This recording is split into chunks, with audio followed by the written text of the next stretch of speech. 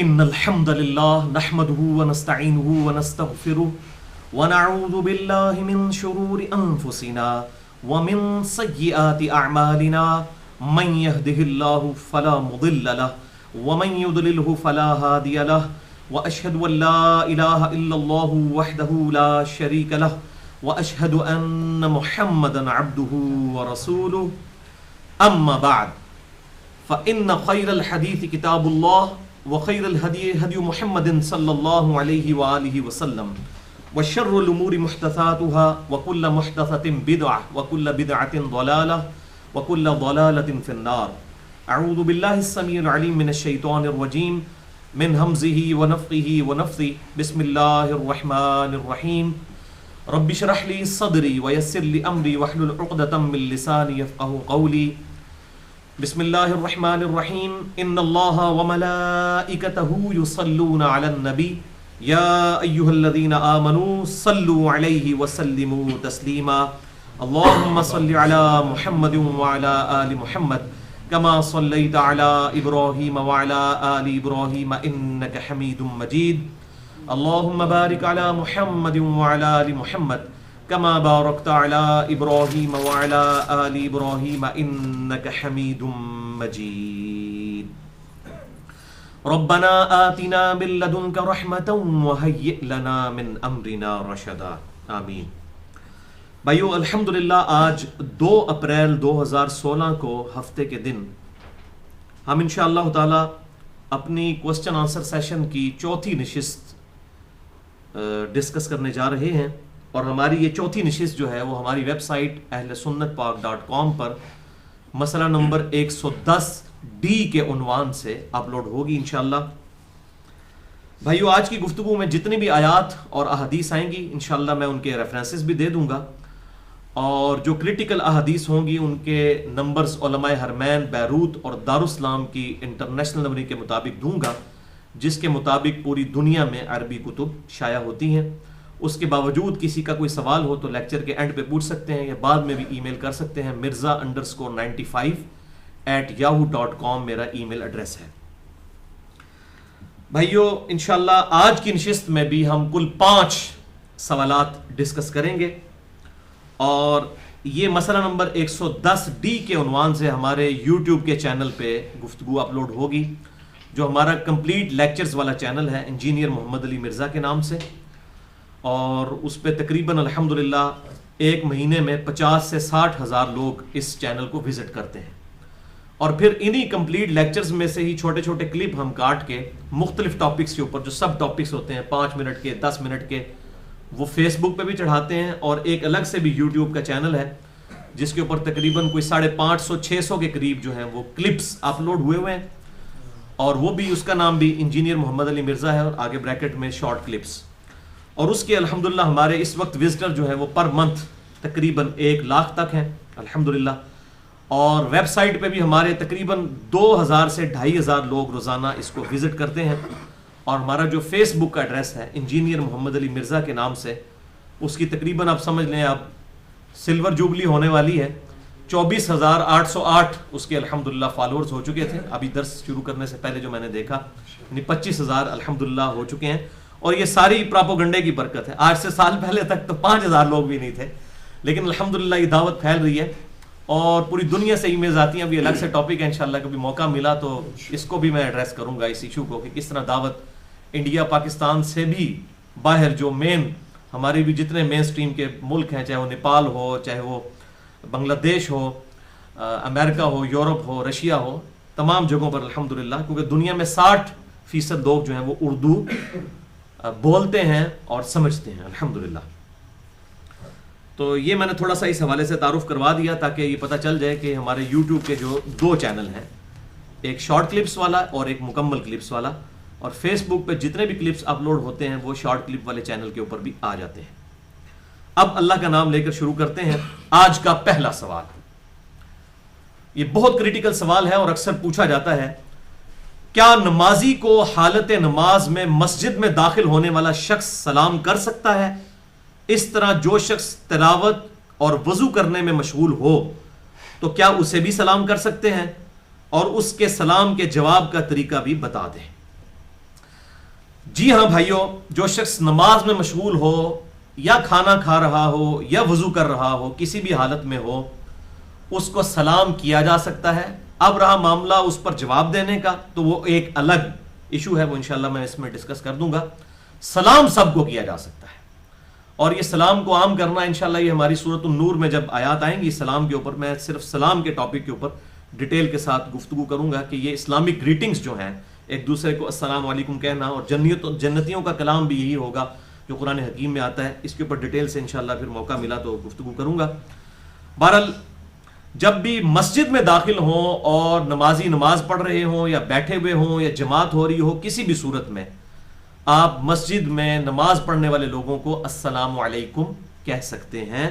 یہ سنت ہے، صحابہ اکرام علیہم رضوان کے اندر اس کا رواج موجود تھا، لیکن وہ سلام اتنی اونچی آواز سے نہیں ہونا چاہیے کہ وہ قرات کرنے والا امام ہے وہی قرات بھول جائے اپنی، یعنی نارمل آواز میں السلام علیکم ورحمۃ اللہ۔ بعض لوگ وہ جان بوجھ کے بہت اونچا السلام علیکم کر رہے ہوتے ہیں، اس کی وجہ سے ڈسٹربنس ہوتی ہے، تو یہ بھی مقصد نہیں ہے۔ اور نہ امام مسجد کو اتنی اونچی قرات کرنی چاہیے کہ اس کے پیچھے صرف 10 بندے کھڑے ہیں اور وہ قرات کر رہے 100 بندوں جتنی، تو اس میں جو ہے وہ اسلام نے اس کو ناپسند کیا ہے، بہت اونچی آواز سے گلے پھاڑ کر بولنا۔ سورۃ الاعراف کے آخری رکوع میں اس کی ممانعت کی گئی ہے، اسی لیے آپ دیکھیں ہماری جتنی بھی عبادتیں ہیں وہ نارمل آواز کے ساتھ ہیں۔ یہ جو جہری نمازیں بھی ہیں مغرب عشاء اور فجر کی، اس میں بھی صرف پہلی 2 رکعتوں میں امام قرات اونچی کرتا ہے، باقی تو آپ آخری 2 رکعتوں میں ظہر اثر مکمل جتنے نوافل ہیں سنتیں سب کی سب جو ہیں وہ ہم پست آواز کے اندر اللہ تعالیٰ کو یاد کرتے ہیں، اور یہی پسندیدہ چیز ہے، گلا پھاڑ کرنا ہو۔ تو اس کانٹیکسٹ میں 5 صحیح الاسناد حدیث میں بیان کرتا ہوں، اور یہاں پر انصاف کا تقاضا ہے کہ مبارکباد کے مستحق ہیں اہل حدیث مکتبہ فکر کے لوگ، اور خصوصاً جماعت المسلمین والے، کہ انہوں نے اس سنت کے اوپر عمل کیا ہے۔ باقی ہمارے جو حنفی بھائی ہیں وہ تو اس سنت سے کوسوں دور ہیں اور فرقہ واریت کی بیسیکلی لعنت کا شکار ہو چکے ہیں، ادروائز میں مسئلہ کوئی نہیں تھا، بلکہ وہ تو آپ مسجد میں ویسے بھی بیٹھے ہوں تو سلام کر دیں وہ پریشان ہو جاتے ہیں کہ پتہ نہیں کیا کرنے آ گیا آپ، کیونکہ سنت جو ہے وہ تقریباً اٹھ چکی ہے۔ تو اس حوالے سے اہل حدیث کی مسجدوں میں نے آبزرو کیا ہے کہ وہ اس سنت کے اوپر عمل کرتے ہیں۔ تو یہ 5 صحیح الاسناد حدیث۔ پہلی حدیث صحیح بخاری اور صحیح مسلم کی متفق علیہ حدیث ہے، بخاری میں 3875، مسلم میں 1201، اور مشکات میں بھی موجود ہے انٹرنیشنل نمبر کے مطابق 979 نمبر 979۔ عبداللہ ابن مسعود رضی اللہ تعالیٰ عنہ کہتے ہیں کہ ہم آپ صلی اللہ علیہ وسلم کو نماز پڑھنے کی حالت میں سلام کیا کرتے تھے، تو آپ صلی اللہ علیہ وسلم نماز کے دوران ہی وعلیکم السلام ورحمۃ اللہ کہہ کر جواب دے دیا کرتے تھے۔ پھر ہم حبشہ چلے گئے، حبشہ کی ہجرت کے بعد جب ہم واپس آئے اور ہم نے آ کر آپ صلی اللہ علیہ وسلم کو السلام علیکم کہا، تو آپ صلی اللہ علیہ وسلم نے ہمارے سلام کا جواب اپنی زبان مبارک سے نہیں دیا، تو ہم بڑے پریشان ہوئے کہ کیا وجہ ہے۔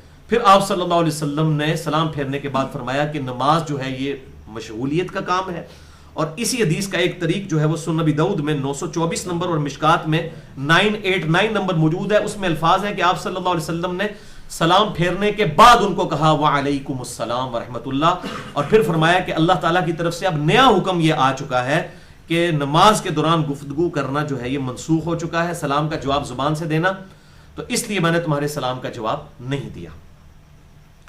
دوسری حدیث صحیح مسلم میں ہے انٹرنیشنل نمبر کے مطابق 1206، بڑی ڈیٹیل کے ساتھ ہے، اور بخاری میں بھی موجود ہے 1217 نمبر، کہ جابر بن عبداللہ رضی اللہ تعالیٰ عنہ کہتے ہیں کہ نبی صلی اللہ علیہ وسلم نے مجھے کسی کام سے کسی قبیلے میں بھیجا، جب میں واپس آیا تو آپ صلی اللہ علیہ وآلہ وسلم اپنے اونٹ مبارک کے اوپر نماز ادا فرما رہے تھے، تو میں نے آ کر عرض کی السلام علیکم ورحمۃ اللہ، تو آپ صلی اللہ علیہ وسلم نے سلام کا جواب ہی نہیں دیا۔ پھر میں نے سلام عرض کی تو آپ صلی اللہ علیہ وسلم نے سلام کا جواب نہیں دیا، بلکہ ہاتھ کے اشارے سے یوں کیا، یعنی اوپر سے نیچے کی طرف ہتھیلی کو۔ تو کہتے ہیں میں بڑا پریشان ہوا اور میرے دل میں طرح طرح کے وسوسے آنا شروع ہو گئے کہ کہیں آپ صلی اللہ علیہ وسلم سے ناراض تو نہیں ہو گئے، کیونکہ سلام میں آپ جواب دیا کرتے تھے زبان مبارک کے ساتھ، کیونکہ ابھی تک حکم اس کی منسوخی کا نہیں آیا تھا۔ پھر سلام پھیرنے کے بعد آپ صلی اللہ علیہ وسلم نے سیدنا جابر بن عبداللہ رضی اللہ تعالیٰ عنہ سے فرمایا کہ تم نے اس کام کا کیا کیا، تو انہوں نے اپنی کارگزاری سنائی اس حوالے سے، تو آپ صلی اللہ علیہ وآلہ وسلم نے جو ہے وہ جواب جو ارشاد فرمایا ہاتھ کے اشارے کے ساتھ، تو اس کی آپ نے ریزن پھر بیان فرما دی کہ میں نماز میں مشغول تھا اس لیے میں نے تمہارے سلام کا جواب نہیں دیا، یعنی صرف ہاتھ کے اشارے سے آپ صلی اللہ علیہ وسلم نے یوں کر کے اس کا جواب دیا۔ الحمدللہ، تو اس سے یہ بات پتہ چل گئی کہ نمازی کو جب سلام کیا جائے گا تو نمازی زبان سے جواب نہیں دے گا، بلکہ ہاتھ باندھے ہوئے ہیں تو اس طریقے سے ہاتھ کو یوں اشارہ کر کے اس کے سلام کا جواب اس طریقے سے دے دے گا، یا ہاتھ چھوڑ کے نماز پڑھ رہا ہے تو پھر بھی اس طریقے سے ہاتھ جو ہے وہ ہلا کے جواب دے دیا جائے گا۔ تیسری حدیث جامعہ ترمذی میں 368، سنن ابی داؤد میں 927 نمبر اور مشکات میں بھی 991 نمبر موجود ہے کہ ابن عمر رضی اللہ تعالیٰ عنہ کہتے ہیں کہ میں نے سیدنا بلال حبشی رضی اللہ تعالیٰ عنہ سے پوچھا کہ کیا اللہ کے نبی صلی اللہ علیہ وسلم کے صحابہ کرام میں، چونکہ وہ سینئر صحابی تھے حضرت بلال، یہ بتائیے کیا نماز پڑھتے ہوئے شخص کو سلام کرنے کا رواج تھا؟ تو سیدنا بلال نے کہا کہ ہاں، صحابہ کرام نماز پڑھتے ہوئے شخص کو بھی سلام کرتے تھے اور جواب زبان سے نہیں دیا کرتے تھے بلکہ ہاتھ کے اشارے سے دیا کرتے تھے۔ تو یہ ہاتھ کے اشارے کے ساتھ سلام کا جواب دینا ہے، لیکن سلام بہت اونچی آواز سے نہیں، السلام علیکم ورحمۃ اللہ، اس طریقے سے نہیں، بلکہ سلام کو بالکل نارمل آواز میں کہنا ہے تاکہ وہ زیادہ آواز بلند نہ ہو اور لوگ ڈسٹرب بھی نہ ہو جائیں۔ یہ نہ ہو کہ امام مسجد جڑا وہ ترا نکل جائے، نمازیاں دا ترا نکل جائے، تو اس میں یعنی افراط و تفریط سے بچنا چاہیے۔ اسی طریقے سے ایک اور حدیث ہے، چوتھی حدیث الموطا امام مالک میں موجود ہے، انٹرنیشنل نمبر کے مطابق 407 نمبر اور مشکات میں 1013 نمبر۔ ابن عمر رضی اللہ تعالیٰ عنہ ایک شخص کے پاس سے گزرے، وہ نماز پڑھ رہا تھا تو آپ نے اسے گزرتے ہوئے السلام علیکم ورحمۃ اللہ کہا، تو اس نے نماز کے اندر ہی اس کا جواب دے دیا وعلیکم السلام ورحمۃ اللہ۔ تو آپ رضی اللہ تعالیٰ عنہ واپس آئے، اس کے سلام اس کی نماز کے مکمل ہونے کا انتظار فرمایا۔ جب وہ نماز پڑھ چکا تو آپ رضی اللہ تعالیٰ عنہ نے اسے سمجھایا کہ جب کوئی شخص نماز کی حالت میں تمہیں سلام کرے تو اس کے جواب کا یہ طریقہ نہیں ہے کہ تم زبان سے جواب دو بلکہ ہاتھ کے اس اشارے کے ساتھ جواب دو۔ تو یہ الموطا امام مالک کی حدیث جو ہے یہ بھی اس چیز کا واضح ثبوت ہے کہ صحابہ کرام علیہم رضوان نمازی کو سلام کیا کرتے تھے اور اس کے سلام کا جواب جو ہے وہ ہاتھ کے اشارے سے ہوتا تھا، زبان سے نہیں ہوتا تھا نماز کے دوران۔ اچھا، اس حوالے سے ایک مسکنسیپشن ہے جو عموماً حنفی بھائیوں کی طرف سے اٹھائی جاتی ہے، وہ کہتے ہیں جی صحیح مسلم میں 4 حدیثیں ہیں، تو وہ یہ 4 حدیثیں جو ہیں وہ جب ان کا دل کرتا ہے کبھی رفع الیدین کے خلاف فٹ کر دیتے ہیں، کبھی یہ ہاتھ کے اشارے کے اوپر فٹ کر دیتے ہیں۔ انٹرنیشنل نمبر کے مطابق 968 سے لے کر 971 تک وہی کہ جو سلام پھیرتے وقت صحابہ کرام علیہم رضوان جو تھے وہ سلام پھیرتے ہوئے دائیں اور بائیں نمازی کو دونوں ہاتھوں سے یوں ہاتھ اٹھا کر سلام کیا کرتے تھے، تو آپ صلی اللہ علیہ وسلم نے فرمایا، اس سے منع فرما دیا اور فرمایا کہ میں تمہیں دیکھتا ہوں کہ تم سرکش گھوڑوں کی دموں کی طرح اپنے ہاتھوں کو بلند کرتے ہو، تو اپنے ہاتھوں کو اپنے زانوں پر رہنے دو۔ یہ الفاظ موجود ہیں۔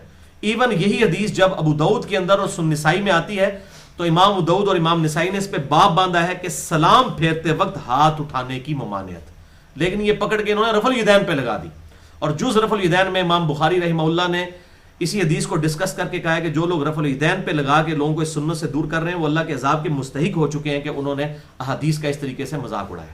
اور ایون دور حاضر میں جو مفتی اعظم ہے دیوبند کے، مفتی تقی عثمانی صاحب کراچی کے، باقاعدہ ان کا بھی فتویٰ آیا ہے دروس ترمذی کے اندر کہ یہ گھوڑوں کے دموں والی حدیث کو رفع الیدین کے اوپر لگانا یہ علمی خیانت ہے، یہ رفع الیدین سے متعلق نہیں ہے۔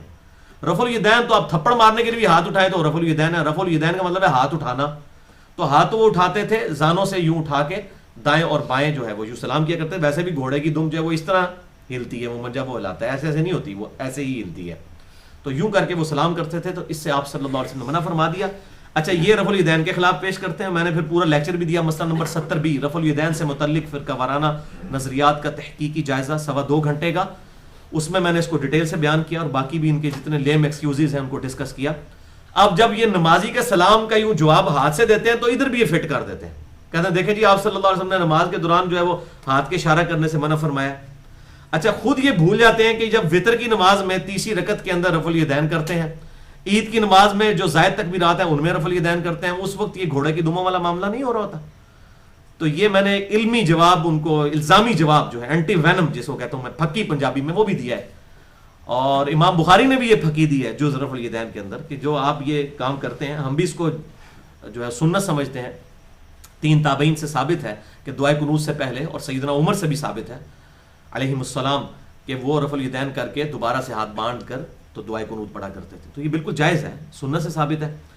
تو وہ رفع الیدین کیا منسوخ نہیں ہوا؟ یہ کہتے ہیں پہلے کے علاوہ سارے منسوخ ہو چکے ہیں۔ تو یہ ہاتھ کے اشارے سے جو منع فرمایا، سلام پھیرتے وقت منع فرمایا، اس وقت منع نہیں فرمایا، اس کے علاوہ اور کئی اشارے موجود ہیں، میں اس کا بھی آپ کو حوالہ دے دیتا ہوں۔ ایک بڑی مشہور حدیث ہے، صحیح بخاری اور مسلم کی متفق علیہ حدیث ہے، بخاری میں 1234، مسلم میں 949 نمبر، مشکات میں 988 نمبر۔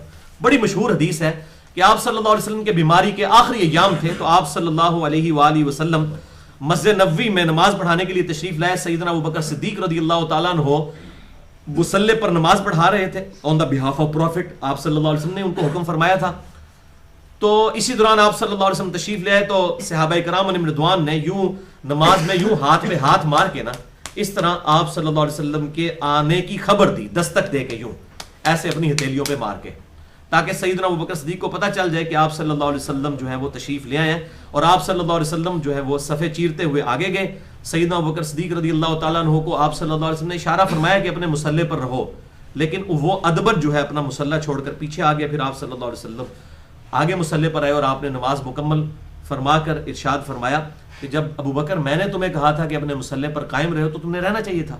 تو سیدنا ابوبکر نے بہت ہی زبردست جواب دیا. انہوں نے کہا ابو قحافہ کے بچے کی کیا مجال کہ اللہ کے نبی تشریف لے اور وہ مصلی پر کھڑا رہے.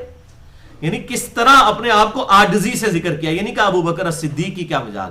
انہوں نے کہا کہ ابی قحافہ کے بچے کی کیا مجال، اس کی کیا اوقات کہ وہ مصلی پر کھڑا رہے جبکہ اللہ کے رسول تشریف لے آئے صلی اللہ علیہ وسلم. تو مصلی چھوڑ دیا. تو یہ میں آپ کو بات بتا دوں، حضرت ابوبکر صدیق کے پیچھے آپ صلی اللہ علیہ وسلم نے کوئی نماز کبھی بھی نہیں پڑھی.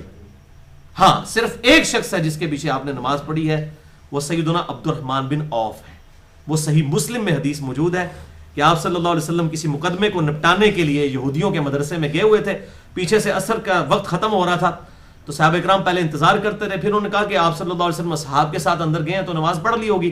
تو عبد الرحمن بن عوف کو مصلی پر کھڑا کر دیا اور اسی دوران آپ صلی اللہ علیہ وسلم تشریف لے آئے. 2 رکعتیں ہو چکی ہوئی تھیں، صحیح مسلم کے الفاظ ہیں. تو صحابہ کرام نے پھر جو ہے وہ مطلع کیا عبد الرحمن بن عوف کو، لیکن آپ صلی اللہ علیہ وسلم نے اشارہ فرمایا کہ تم نماز پڑھاؤ. تو عبد الرحمن بن عوف نے جو ہے وہ حکم کو ادب پر فوقیت دیتے ہوئے، اور ظاہر ہے کہ حکم ادب پر فوقیت ہی رکھتا ہے، انہوں نے آپ صلی اللہ علیہ وسلم کے حکم کی تعمیل کی، نماز مکمل کروائی. اور آپ صلی اللہ علیہ وسلم نے جب سلام پھیر دیا عبد الرحمن بن عوف نے، تو آپ نے اپنی 2 رکعتیں جو ہے وہ مکمل کی. اور بعض روایات میں آتی ہیں کہ صحابہ کرام استغفار بھی پڑھنا شروع ہو گئے، ڈر گئے نا کہ آپ صلی اللہ علیہ وسلم کی 2 رکعتیں رہ گئی ہیں، تو یعنی آپ کا انتظار کرنا چاہیے تھا. ظاہر صحابہ کرام تو اس معاملے میں بہت کانشیس ہوا کرتے تھے. بہرحال وہ جو بخاری اور مسلم کی میں نے حدیث سیدنا ابوبکر صدیق رضی اللہ تعالیٰ عنہ کے حوالے سے بیان کی ہے، اس حدیث میں پھر آپ صلی اللہ علیہ وسلم نے فرمایا کہ اگر تم نے امام کو کسی غلطی پر مطلع کرنا ہو تو مرد حضرات کہا کریں سبحان اللہ سبحان اللہ سبحان اللہ. اللہ پاک ہے، یعنی اللہ تو غلطی نہیں کرتا، یہ بندہ غلطی کر سکتا ہے. اور عورتیں جو ہے وہ ہاتھ کے اشارے سے یوں کریں، ہاتھ پہ ہاتھ مارے. تو آپ صلی اللہ علیہ وسلم نے فرمایا یہ صحابہ نے جو یہ ہاتھ پہ ہاتھ مارا ہے یہ عورتوں کا طریقہ ہے، یعنی عورتوں کی آواز کا بھی پردہ ہے. اس لیے امام کے پیچھے عورت جو ہے وہ بلند آواز سے آمین بھی نہیں کہے گی. آمین بھی مرد ہی بلند آواز سے کہیں گے، عورت نہیں کہے گی، اس پہ اجماع ہے. تو یہاں پر بھی عورتیں جو ہیں وہ زبان سے سبحان اللہ کہہ کے امام کو غلطی پر مطلع نہیں کریں گی، بلکہ مد کریں گے اور عورتیں یوں کریں گی. تو اس سے اندازہ لگائیں کہ اسلام میں عورت کا پردہ کتنا ہے. اور اس سے وہ لوگ بھی درس عبرت حاصل کریں جو ڈاکٹر فرحت ہاشمی کے مرد ہو کے ڈاکٹر فرحت ہاشمی کے لیکچر سن رہے ہوتے ہیں. تو یہ عورتوں کے لیے لیکچر ہے، ان کے مردوں کو اجازت نہیں ہے کہ کسی غیر محرم عورت کی وہ آواز سنیں. البتہ اگر کوئی ایسی ٹیچر ہے کہ اس کے علاوہ کوئی اور گزارا ہی نہیں ہے، یعنی وہ بات کہیں سے آپ کو مل ہی نہیں رہی ہے، وہ ایک معاملہ الگ ہے. جس طرح کہ صحابہ کرام حضرت عائشہ سے مسئلے پوچھا کرتے تھے، لیکن اب تو یہ ایشو ہی نہیں رہا. اب تو سب کچھ علم جو ہے وہ کتابوں میں آ چکا ہے، اور الحمدللہ دعوت کے حوالے سے پوری دنیا میں سپیکرز موجود ہیں. تو سیدہ عائشہ تو آپ صلی اللہ علیہ وسلم کی بیوی ہونے کی وجہ سے وہ تو والدہ بھی تھیں، والدہ کی بجائے اپروپریٹ ورڈ ہے ماں تھی. وہ والدہ کا لفظ جو ہے وہ صحیح نہیں ہے، بعض اوقات لوگ بول بھی دیتے ہیں، لیکن ماں تھی، روحانی ماں تھی امت کی. اور ان سے تو اس حوالے سے کوئی ایشو بھی نہیں تھا، لیکن پھر بھی وہ پردے میں رہتی تھیں اور صحابہ کرام کو حدیثیں بیان کیا کرتی تھی تاکہ دین آگے ٹرانسفر ہو. تو یہ بڑا کریٹیکل ایشو ہے اس حوالے سے کہ عورتیں جو ہے وہ زبان سے نہیں بلکہ دستک دیں گی. تو اس میں بھی ہاتھ کا اشارہ ثابت ہو گیا. یہ میں نے ساری تمہید اس لیے بیان کی کہ یہ ہاتھ سے اشارہ کرنا یہ اگر منسوخ ہوتا تو یہاں تو نا، یہ تو آپ کے بالکل بیماری کے آخری دن تھے، تو آپ صلی اللہ علیہ وسلم یہ کہہ دیتے نا کہ میں نے تو تمہیں ہاتھ کے اشارے سے منع کر دیا. گھوڑوں کی دموں والا معاملہ ہے یہ جو کہتے ہیں کہ جی وہ آخری دن اجرفہ دین چھڑیا ہے، ٹھیک ہے. تو یہ تو آپ صلی اللہ علیہ وسلم کی بالکل بیماری کے دن ہے، آخری 2-3 دن ہے جس میں آپ صلی اللہ علیہ وسلم امامت کے لیے بھی نہیں آئے ہیں. اس میں بھی آپ نے ہاتھ کے اشارے کا جو ہے وہ صحابہ کرام کو تلقین فرما دی. تو اس سے یہ بات پتہ چلی کہ ضرورت کے تحت یہ معاملہ کر سکتے ہیں. اچھا عموماً اہل حدیث حضرات کو تو یہ ایشو پتا ہے، وہ امام کو جب لقمہ دیتے ہیں سبحان اللہ کہتے ہیں. باقی حنفیوں کی میں نے مسجدوں میں دیکھا ہے جب کبھی امام کو غلطی لگے، یعنی امام جو ہے وہ اس نے دوسری رکعت تھوڑی لمبی کر دی اور خطرہ پڑ گیا کہ 4 رکعت والی میں اسلام ہی نہ پھیر دے، تو پیچھے مقتدی جو ہے اللہ اکبر کہہ رہے ہوتے ہیں. اسے اللہ اکبر سے لقمہ نہیں دینا چاہیے. اس کی وجہ یہ ہے کہ اللہ اکبر کا تو امام کو پتہ ہی نہیں چلے گا کہ یہ لقمہ کس لیے دیا جا رہا ہے. عین ممکن ہے بعض لوگ ایسے ہیں جو پیچھے آ کے نماز بھی نیت کرتے ہیں تو اللہ اکبر کر کے شروع کرتے ہیں. اب یہ کیا پتہ ہے کہ وہ غلطی پر پوائنٹ آؤٹ کیا جا رہا ہے یا کسی شخص نے اللہ اکبر کہہ کے خود اپنی نماز شروع کی ہے، یہ تو پتہ ہی نہیں چل سکتا. سبحان اللہ جب آپ کہیں گے تو وہ غلطی کا اس کے اوپر اشارہ ہوگا تو پھر وہ اس کے لیے کھڑا ہوگا. باقی سجدہ صاحب کے حوالے سے مسئلہ نمبر 92 میرا الحمدللہ ریکارڈ ہے، جسے شوق ہو تو وہ دیکھ سکتا ہے. تو اس سے یہ بھی بات پتہ چل گئی ساتھ ہی ساتھ ہاتھ کے اشارے کی اجازت سے کہ نماز کی حالت میں اگر کسی کا موبائل فون جو ہے وہ بج جاتا ہے اور وہ سائلنٹ کرنا بھول گیا تھا تو وہ ایک ہاتھ سے اس کو نکال کے بند بھی کر سکتا ہے، اس کی ٹون کو آف کر سکتا ہے. اس میں کوئی حرج نہیں ہے، یہ شرعی عذر ہے. باقی کوشش یہی کریں کہ امام مسجد کی ذمہ داری ہے کہ وہ لوگوں کو اس کے اوپر ایمفسائز کریں کہ وہ موبائل فون کو بند کر دیا کریں، نماز شروع کرنے سے پہلے ایٹ لیسٹ سائلنٹ ضرور کر دیا کریں. آج کا دوسرا سوال، نمازی کے آگے سے کتنے فاصلے تک سے گزر سکتے ہیں اور کیا ہر نمازی کے لیے نماز پڑھتے ہوئے سامنے سترہ رکھنا واجب ہے؟ سترہ کہتے ہیں ایسی چیز جو نمازی اپنے سامنے آڑ کے طور پر رکھتا ہے تاکہ اس کے سامنے سے کوئی شخص گزر سکے. تو یہ سترہ کیا ہر نماز کے سامنے رکھنا واجب ہے؟ کیونکہ بعض جو سلفی ہیں، بہت کم اہل حدیث کا یہ موقف ہے، وہ کہتے ہیں ہر نماز میں یہ واجب ہے. ان کا یہ موقف بالکل باطل ہے، میں اس کو بھی انشاءاللہ یہاں پر ڈسکس کر دوں گا. اور دوسری طرف حنفی ہیں، وہ بالکل سترے کا اہتمام ہی نہیں کرتے. تو دونوں ایکسٹریمز ہیں. تو بھائیو، نمازی کے آگے سے بغیر سترہ کے، یعنی جو ستر کرنے والی چیز ہے نمازی اور گزرنے والے کے درمیان، بغیر سترہ کے نماز پڑھتے ہوئے نمازی کے آگے سے گزرنا یہ حرام اور گناہ کبیرہ ہے. اس کے اوپر بہت زیادہ وعیدیں ہیں. اور یہ جو پبلک میں مشہور ہے کہ جی 2 صفحہ چھوڑ کے تسی لنگ سکتے ہو، بھائی جی 2 صفحہ کے 10 صفحہ جوڑ کے بھی نہیں لنگ سکتے. اس میں ایک ضعیف روایت ہے، میں آپ کو بیان کر دیتا ہوں، وہ بھی کسی کے کام کی نہیں ہے. وہ ضعیف روایت سنن ابی داؤد میں 704 نمبر، مشکات میں 799 789. یہ منقطع روایت ہے، یعنی اس کی سند ہی مکمل نہیں ہے. میں بیان کر دیتا ہوں کہ آپ صلی اللہ علیہ وسلم نے فرمایا اگر کوئی شخص نماز پڑھ رہا ہو اور اس کے سامنے سترہ موجود نہ ہو تو پھر تم اتنے فاصلے سے گزرو کہ اگر وہ نماز پڑھنے والا شخص اپنے ہاتھ میں پتھر پکڑ کر یوں کر کے پھینکے تو جتنی دور جا کے وہ پتھر گرے نا اتنے فاصلے سے جا کے گزرو. انڈیا پاکستان دے جڑے کرکٹ دے فین ہوندے کوئی لنگ بھی نہ ہو سکتے. عام کو بڈھا بابا بھی سٹے گا نا یہ پتھر تو 40-50 فٹ دور جا کے گرے گا، 15-20 صفحے مسجد ہی ختم ہو جائے گی. تو یہ روایت بھی ضعیف ہے، یعنی اگر اس کو کوئی صحیح بھی مانے تو کسی کام کی نہیں. اور اگر کوئی نوجوان لڑکے ہیں جو کرکٹ کھیلنے والے ہیں وہ تو 100-150 فٹ بھی دور پھینک سکتے ہیں پتھر. تو عام آدمی بھی جو ہے وہ آپ دیکھ لیں، یہ ہماری اکیڈمی میں تقریباً 10-12 صفحے ہیں، تو اس کو بھی کراس تو کر جائے گا عام بندہ، تو نماز مسجد کی ویٹتی ختم ہو جائے گی. تو یہ بھی کسی کام کی نہیں روایت، یہ گزرنا بالکل حرام ہے. اور اس حوالے سے 3 احادیث بڑی کرٹیکل ہیں، میں بیان کر دیتا ہوں. پہلی حدیث صحیح بخاری اور مسلم کی متفق علیہ حدیث ہے. بخاری میں 510، مسلم میں 1132 اور مشکات میں ہے 776 کہ آپ صلی اللہ علیہ وسلم نے فرمایا اگر کسی شخص کو جو کہ نمازی کے آگے سے گزر رہا ہے اس چیز کا اندازہ ہو جاتا کہ وہ کتنا بڑا گناہ کر رہا ہے اور کتنا بڑا عذاب ہونا ہے اس شخص کو، تو وہ 40 تک کھڑا رہتا. اب راوی کہتے ہیں مجھے یاد نہیں رہا کہ آپ صلی اللہ علیہ وسلم نے 40 دن فرمایا تھا یا 40 مہینے فرمایا تھا یا 40 سال. یہ 40 دن بھی ہو تو کم ہے، 40 منٹ نہیں 40 دن. تو یہ راوی کو یاد نہیں رہا وہ کیا تھا، لیکن ہمیں اگلی روایت سے پتا چل جائے گا کہ وہ 40 سال تھا اصل میں. کیوں؟ سنن ابن ماجہ میں حدیث ہے، دوسری حدیث 946 نمبر اور مشکات میں 787 کہ آپ صلی اللہ علیہ وسلم نے فرمایا کہ اگر تمہیں نمازی کے آگے سے گزرنے کا گناہ معلوم ہو جائے تو تم 100 سال تک کھڑے رہنے کو ترجیح دو. 100 سال. تو اس سے یہ پتا چلا وہ 40 سال تھے، کیونکہ عربی میں عموماً 40 یا 70 کا عدد جو ہے وہ کثرت کے لیے استعمال ہوتا تھا. اور تیسری حدیث جو ہے موقوفاً کعب بن احبار، بلکہ اس کو مقطوع کہنا چاہیے، کعب بن احبار تابعی کا قول ہے صحیح سند کے ساتھ، الموطا امام مالک میں 366 نمبر، مشکات میں 788، کہ آپ صلی اللہ علیہ وسلم نے فرمایا اگر نمازی کے آگے سے گزرنے والے شخص کو اس گناہ کا اندازہ ہو جاتا نا کہ اس پہ عذاب کتنا ہونا ہے، تو وہ شخص زمین میں دھسائے جانے کو ترجیح دیتا۔ کتنی یہ تکلیف دہ چیز ہے۔ یہ کعب بن احبار کا قول ہے، اور آپ صلی اللہ علیہ وآلہ وسلم کے ریفرنس سے ہی بات انہیں معلوم چلی ہوگی، کیونکہ کعب بن احبار جو ہیں وہ صحابہ کرام علیہم رضوان کے شاگرد ہیں۔ یہ صحیح سند کے ساتھ ان سے یہ چیز ثابت ہے۔ آپ صلی اللہ علیہ وسلم کے دور میں موجود تھے، لیکن انہوں نے اسلام قبول نہیں کیا۔ آپ صلی اللہ علیہ وسلم کی دنیا سے تشریف لے جانے کے بعد یہ مسلمان ہوئے، کعب بن احبار رحمہ اللہ۔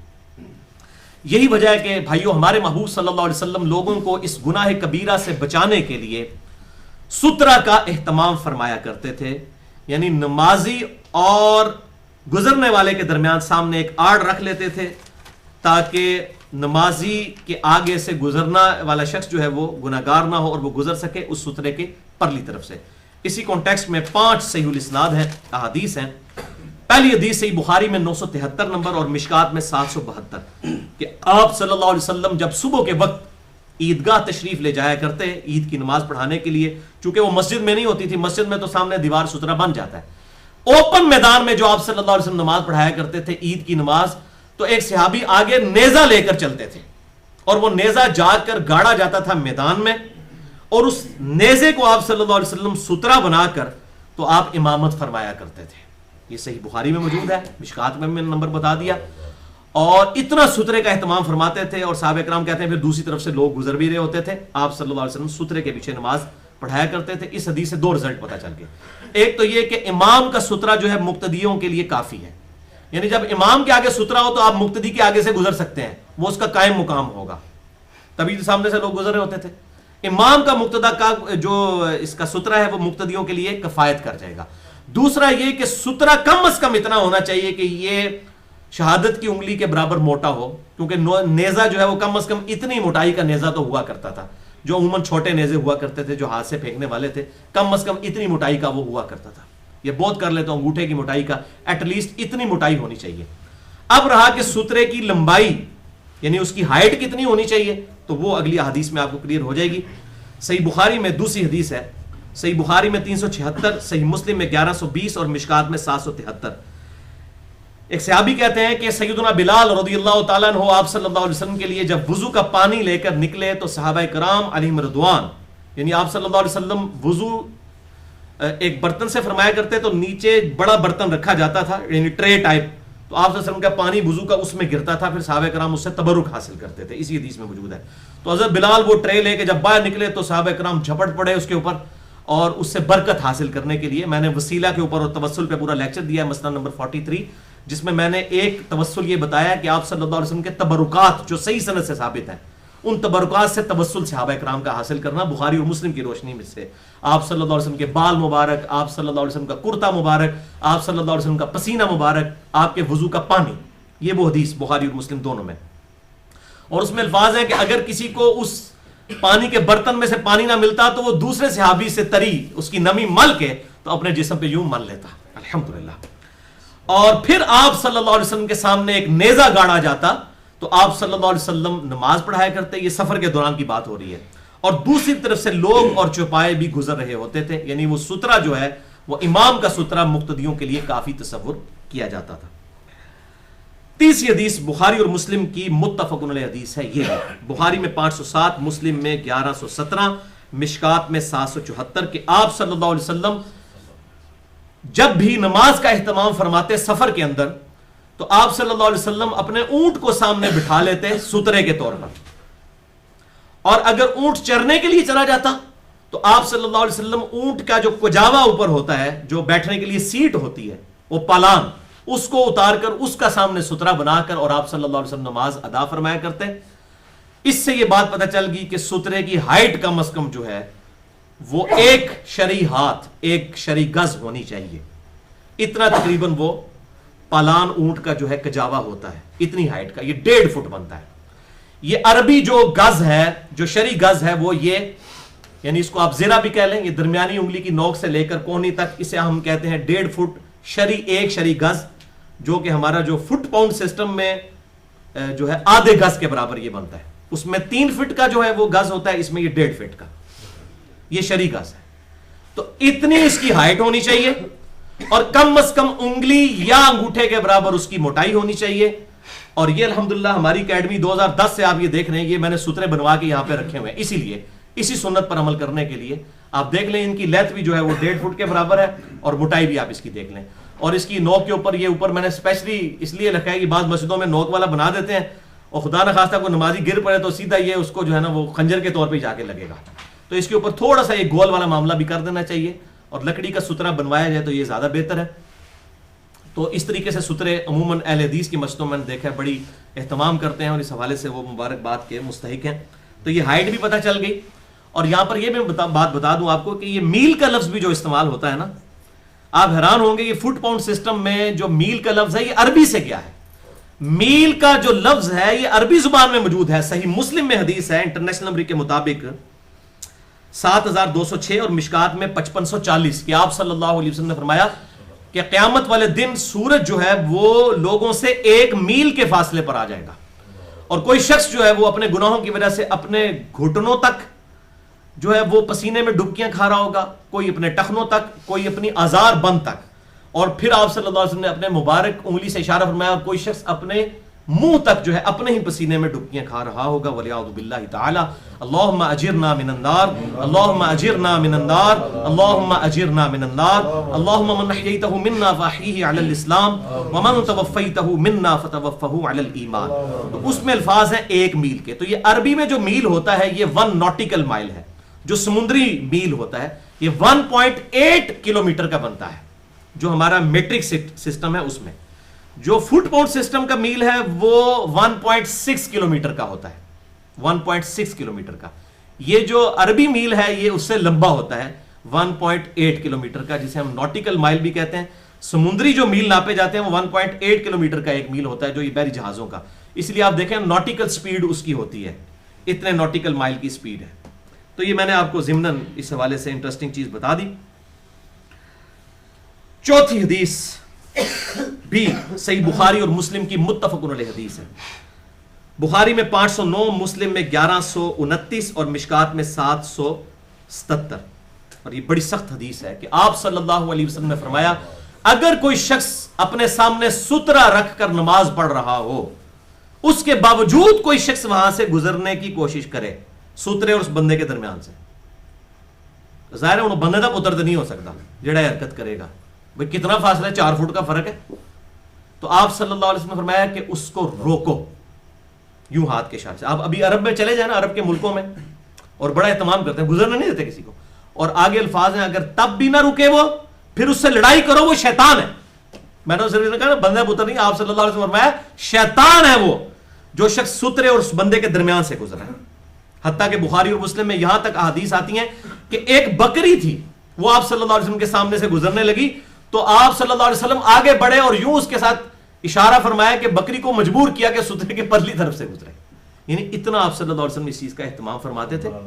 بہرحال اس میں یہ اہل حدیث کافی اہتمام کرتے ہیں, لیکن ان کو میں ایک تلقین کروں گا, جب محراب میں کھڑے ہو کر کوئی نمازی نماز پڑھا رہا ہے تو محراب کی دیوار خود سترا ہے, تو اس میں سامنے سترا رکھنے کی ضرورت نہیں ہے. اگر کوئی رکھ لیتا ہے تو ظاہر وہ محبت کا مطلب انداز ہے, ہم اس کو اپریشیٹ کرتے ہیں, لیکن وہ ضروری نہیں ہے کہ وہ سامنے سترا رکھے. وہ محراب کی دیوار ہی خود کافی ہے. ظاہر ہے وہ نمازی اور محراب کی پرلی طرف سے جو بھی گزرے گا محراب کی دیوار خود بخود سترا بن جائے گی. تو اس میں کوئی زیادہ ٹینشن لینے کی اس حوالے سے جو ہے وہ ضرورت نہیں ہے. اور یہ بھی یاد رکھیں کہ آپ اگر نماز پڑھ رہے ہیں اور آپ کے بالکل پیچھے کوئی نماز پڑھ رہا ہے تو, اور آپ کسی ایسی جگہ پر ہیں, آپ کے آگے سے نمازی بھی گزر رہے ہیں, تو تھوڑی دیر آپ قربانی کریں, اس کا سترا بن کے وہاں پر بیٹھے رہیں تاکہ نمازی آگے سے گزر جائیں. اور اگر آپ کسی ایسی جگہ پہ ہیں سامنے سے نمازی نہیں گزر رہے, یعنی پہلی صف میں آپ بیٹھے اور دوسری صف میں کوئی شخص لیٹ ہے اور آپ کے پیچھے ہے, اور آپ اگر ایگزیکٹ اس کے آگے بیٹھے ہیں تو آپ دائیں یا بائیں کھسک جائیں تو اس میں کوئی گناہ کی بات نہیں ہے. یہ نمازی کے آگے سے گزرنا شمار نہیں ہوگا. نمازی کے آگے سے گزرنا یہ ہے کہ یہ سترا پڑا ہوا ہے یا آپ سترے کے درمیان سے گزر رہے ہیں نعوذ باللہ, تو آپ یہاں سے گزر کے تو دوسری طرف سے نکل جائیں, یہ گزرنا ہے. اگر یہیں کوئی بیٹھا ہے سترے کی جگہ خود بیٹھا ہے, دائیں بائیں کھسک جائے تو اس میں وہ آگے سے گزرنا شمار نہیں ہوگا. اور عموماً میں نے دیکھا ہے کہ حرمین شریفین کے اندر لوگ اس چیز کا اہتمام نہیں کرتے. ایون میں تو بڑی کوشش کرتا ہوں, میں تو ستون کے بغیر نماز ہی نہیں پڑھتا تھا وہاں پہ حرمین شریفین کے اندر, اور پوری کوشش کرتا تھا. ایون مطاف کے اندر بھی جب طواف کے بعد 2 نفل پڑھنے ہوتے تھے, وائف میرے ساتھ تھی تو میں اس کو سامنے بٹھا لیتا تھا کہ تو سامنے بیٹھ جا. بخاری اور مسلم میں موجود ہے حدیث کہ اما عائشہ کہتی ہیں کہ حجرہ اتنا تنگ تھا, میں سامنے آپ صلی اللہ علیہ وسلم کے لیٹے ہوتی تھی اور آپ صلی اللہ علیہ وسلم نماز پڑھ رہے ہوتے تھے. جب سجدے میں جانے لگتے تھے تو آپ صلی اللہ علیہ وسلم میرے پاؤں کو ٹو دیتے تھے, میں اپنے پاؤں سمیٹ لیتی تھی, آپ سجدہ کرتے تھے. تو اس سے ہی بات بدلی, اور عورت سامنے آ رہی ہے تو کوئی مسئلہ نہیں ہے. بعض لوگ اسے مایوس سمجھتے ہیں. اور امام بخاری نے اس حدیث کو وضو والے چیپٹر میں بھی لا کر امام شافعی کا رد کیا. ان کا موقف تھا کہ عورت کو ہاتھ لگانے سے وضو ٹوٹ جاتا ہے. تو یہ جو لوگ کہتے ہیں نا کہ امام شافعی کے مقلد تھے امام بخاری, تو ان کے لیے پھکی ہے کہ اگر وہ مقلد ہوتے تھے تو آڈے یار انے ہوتے, امام شافعی نال اختلاف نہ کرتے. آپ امام کا نام لیں, اس امام سے اختلاف ہم صحیح بخاری سے آپ کو دکھائیں گے. ہر امام کے ساتھ اختلاف کیا ہے دلائل کی روشنی میں. امام بخاری کسی کے مقلد نہیں تھے, وہ کتاب و سنت کے ماننے والے تھے الحمدللہ. تو یہ پھکی بھی میں نے ساتھ دے دی. تو میں اپنی بیوی کو سامنے سترا بنا کر, پھر وہ میں جب پڑھ لیتا پھر میں سامنے بیٹھ جاتا. تو اس کا اہتمام کریں, اور لوگ اس طریقے سے کرتے جا رہے ہوتے ہیں اور کوئی اہتمام نہیں کرتے. اور چلے طواف میں تو کوئی معاملہ وہ کوئی شرعی عذر تلاش کرنے کی کوشش کرتے ہوں گے. عام حالت میں بھی نمازیوں کے آگے سے جتنا حرمین کے اندر یہ گناہ کبیرہ ہوتا ہے نا, میں نے اور کہیں نہیں دیکھا. اور وہ پھر مجھے بعد میں پتا چلا کہ یہ پبلک میں مشہور ہے کہ جی ایتھے لنگ سکتے ہو. او بھائی جی جڑا گناہ ایتھے گناہ ہے اوتھے اس تو بڑا گناہ ہے, وہاں تو گناہ بڑا گناہ ہے, وہاں جا کے شریعت بدل جاتی ہے. کوئی ضعیف روایت ہی دکھا دیں کہ یہاں گزر سکتے ہیں. یہ تو بہت بڑا ایشو تھا, اور آپ صلی اللہ علیہ وسلم کتنا بڑا اہتمام فرماتے تھے. تو گزرے نہ آگے سے, خدا کے لیے. آپ اگر مسلمان ہیں, آپ کے اوپر شریعت لاگو ہے, آپ چاہے حرمین کے اندر ہیں چاہے کسی بھی مسجد میں, سترے کا اہتمام کریں. اور اب میں آپ کو احادیث بھی بتا دیتا ہوں اس حوالے سے. صحیح مسلم میں حدیث ہے انٹرنیشنل نمبر کے مطابق 1939, مشکات میں 1180. انس بن مالک کہتے ہیں کہ جب مغرب کی اذان ہو جاتی, کس کی؟ مغرب کی, تو صحابہ اکرام علیہم رضوان نماز کے بعد فوراً مسجدوں کے ستونوں کو تلاش کرتے اذان کے فوراً بعد, تاکہ مغرب کے فرض سے پہلے 2 رکعتیں پڑھ لیں. یعنی یہ سنت غیر موقدہ ہے, موقدہ نہیں ہے, لیکن صحابہ اہتمام کرتے. اس میں الفاظ ہے کہ وہ مسجد کے ستونوں کو تلاش کرتے تھے, یعنی کوئی ستون ہے نا تو اس کے پیچھے تاکہ وہ سترا بن جائے. اور اس میں الفاظ ہے کہ وہ اس کثرت کے ساتھ یہ نوافل پڑھتے کہ اگر کوئی اجنبی شخص مسجد نبوی میں آتا تو یہ سمجھتا شاید یہ سنتیں پڑھ رہے ہیں, وہ والی سنتیں جو فرض کے بعد والی 2 سنتیں ہوتی ہیں, حالانکہ وہ فرض سے پہلے والی ہوتی تھی. یعنی اس کثرت کے ساتھ پڑھا کرتے تھے. اس سے یہ بھی بات پتہ چلی کہ فرض کے بعد کی سنتیں بھی مسجد میں پڑھنا صحابہ سے ثابت ہے. البتہ گھر میں جا کر افضل ہے, لیکن مسجد میں بھی پڑھ سکتے ہیں. تو وہ ستون کا اہتمام کیا کرتے تھے. بخاری اور مسلم کی متفق علیہ حدیث ہے اسی کانٹیکسٹ میں. بخاری میں 1183, مسلم میں 1940 اور مشکات میں 1165 کہ آپ صلی اللہ علیہ وسلم نے فرمایا 2 مرتبہ کہ مغرب سے پہلے 2 رکعتیں ہیں, مغرب سے پہلے 2 رکعتیں ہیں. اور پھر آپ صلی اللہ علیہ وسلم نے فرمایا اس خدشے سے کہ لوگ اسے ضروری نہ سمجھ لیں, آپ نے فرمایا جس کی مرضی وہ پڑھ لے, جس کی مرضی وہ نہ پڑھے. یعنی یہ سنتیں تو ہیں لیکن غیر موقدہ ہیں. لیکن غیر موقدہ کا یہ مطلب نہیں ہے کہ جنہوں نے پڑھنی ہے انہوں نے بھی ٹائم نہ تسی دیو. جو کوئی پڑھنا چاہتا ہے اس کو تو ٹائم دے نا. تو ہمارے یہاں پہ حنفی نہیں دیتے, عرب کے اندر دیا جاتا ہے ٹائم. یہاں پر بھی اہل حدیث حضرات جو ہیں ان سنتوں کا ٹائم دیتے ہیں.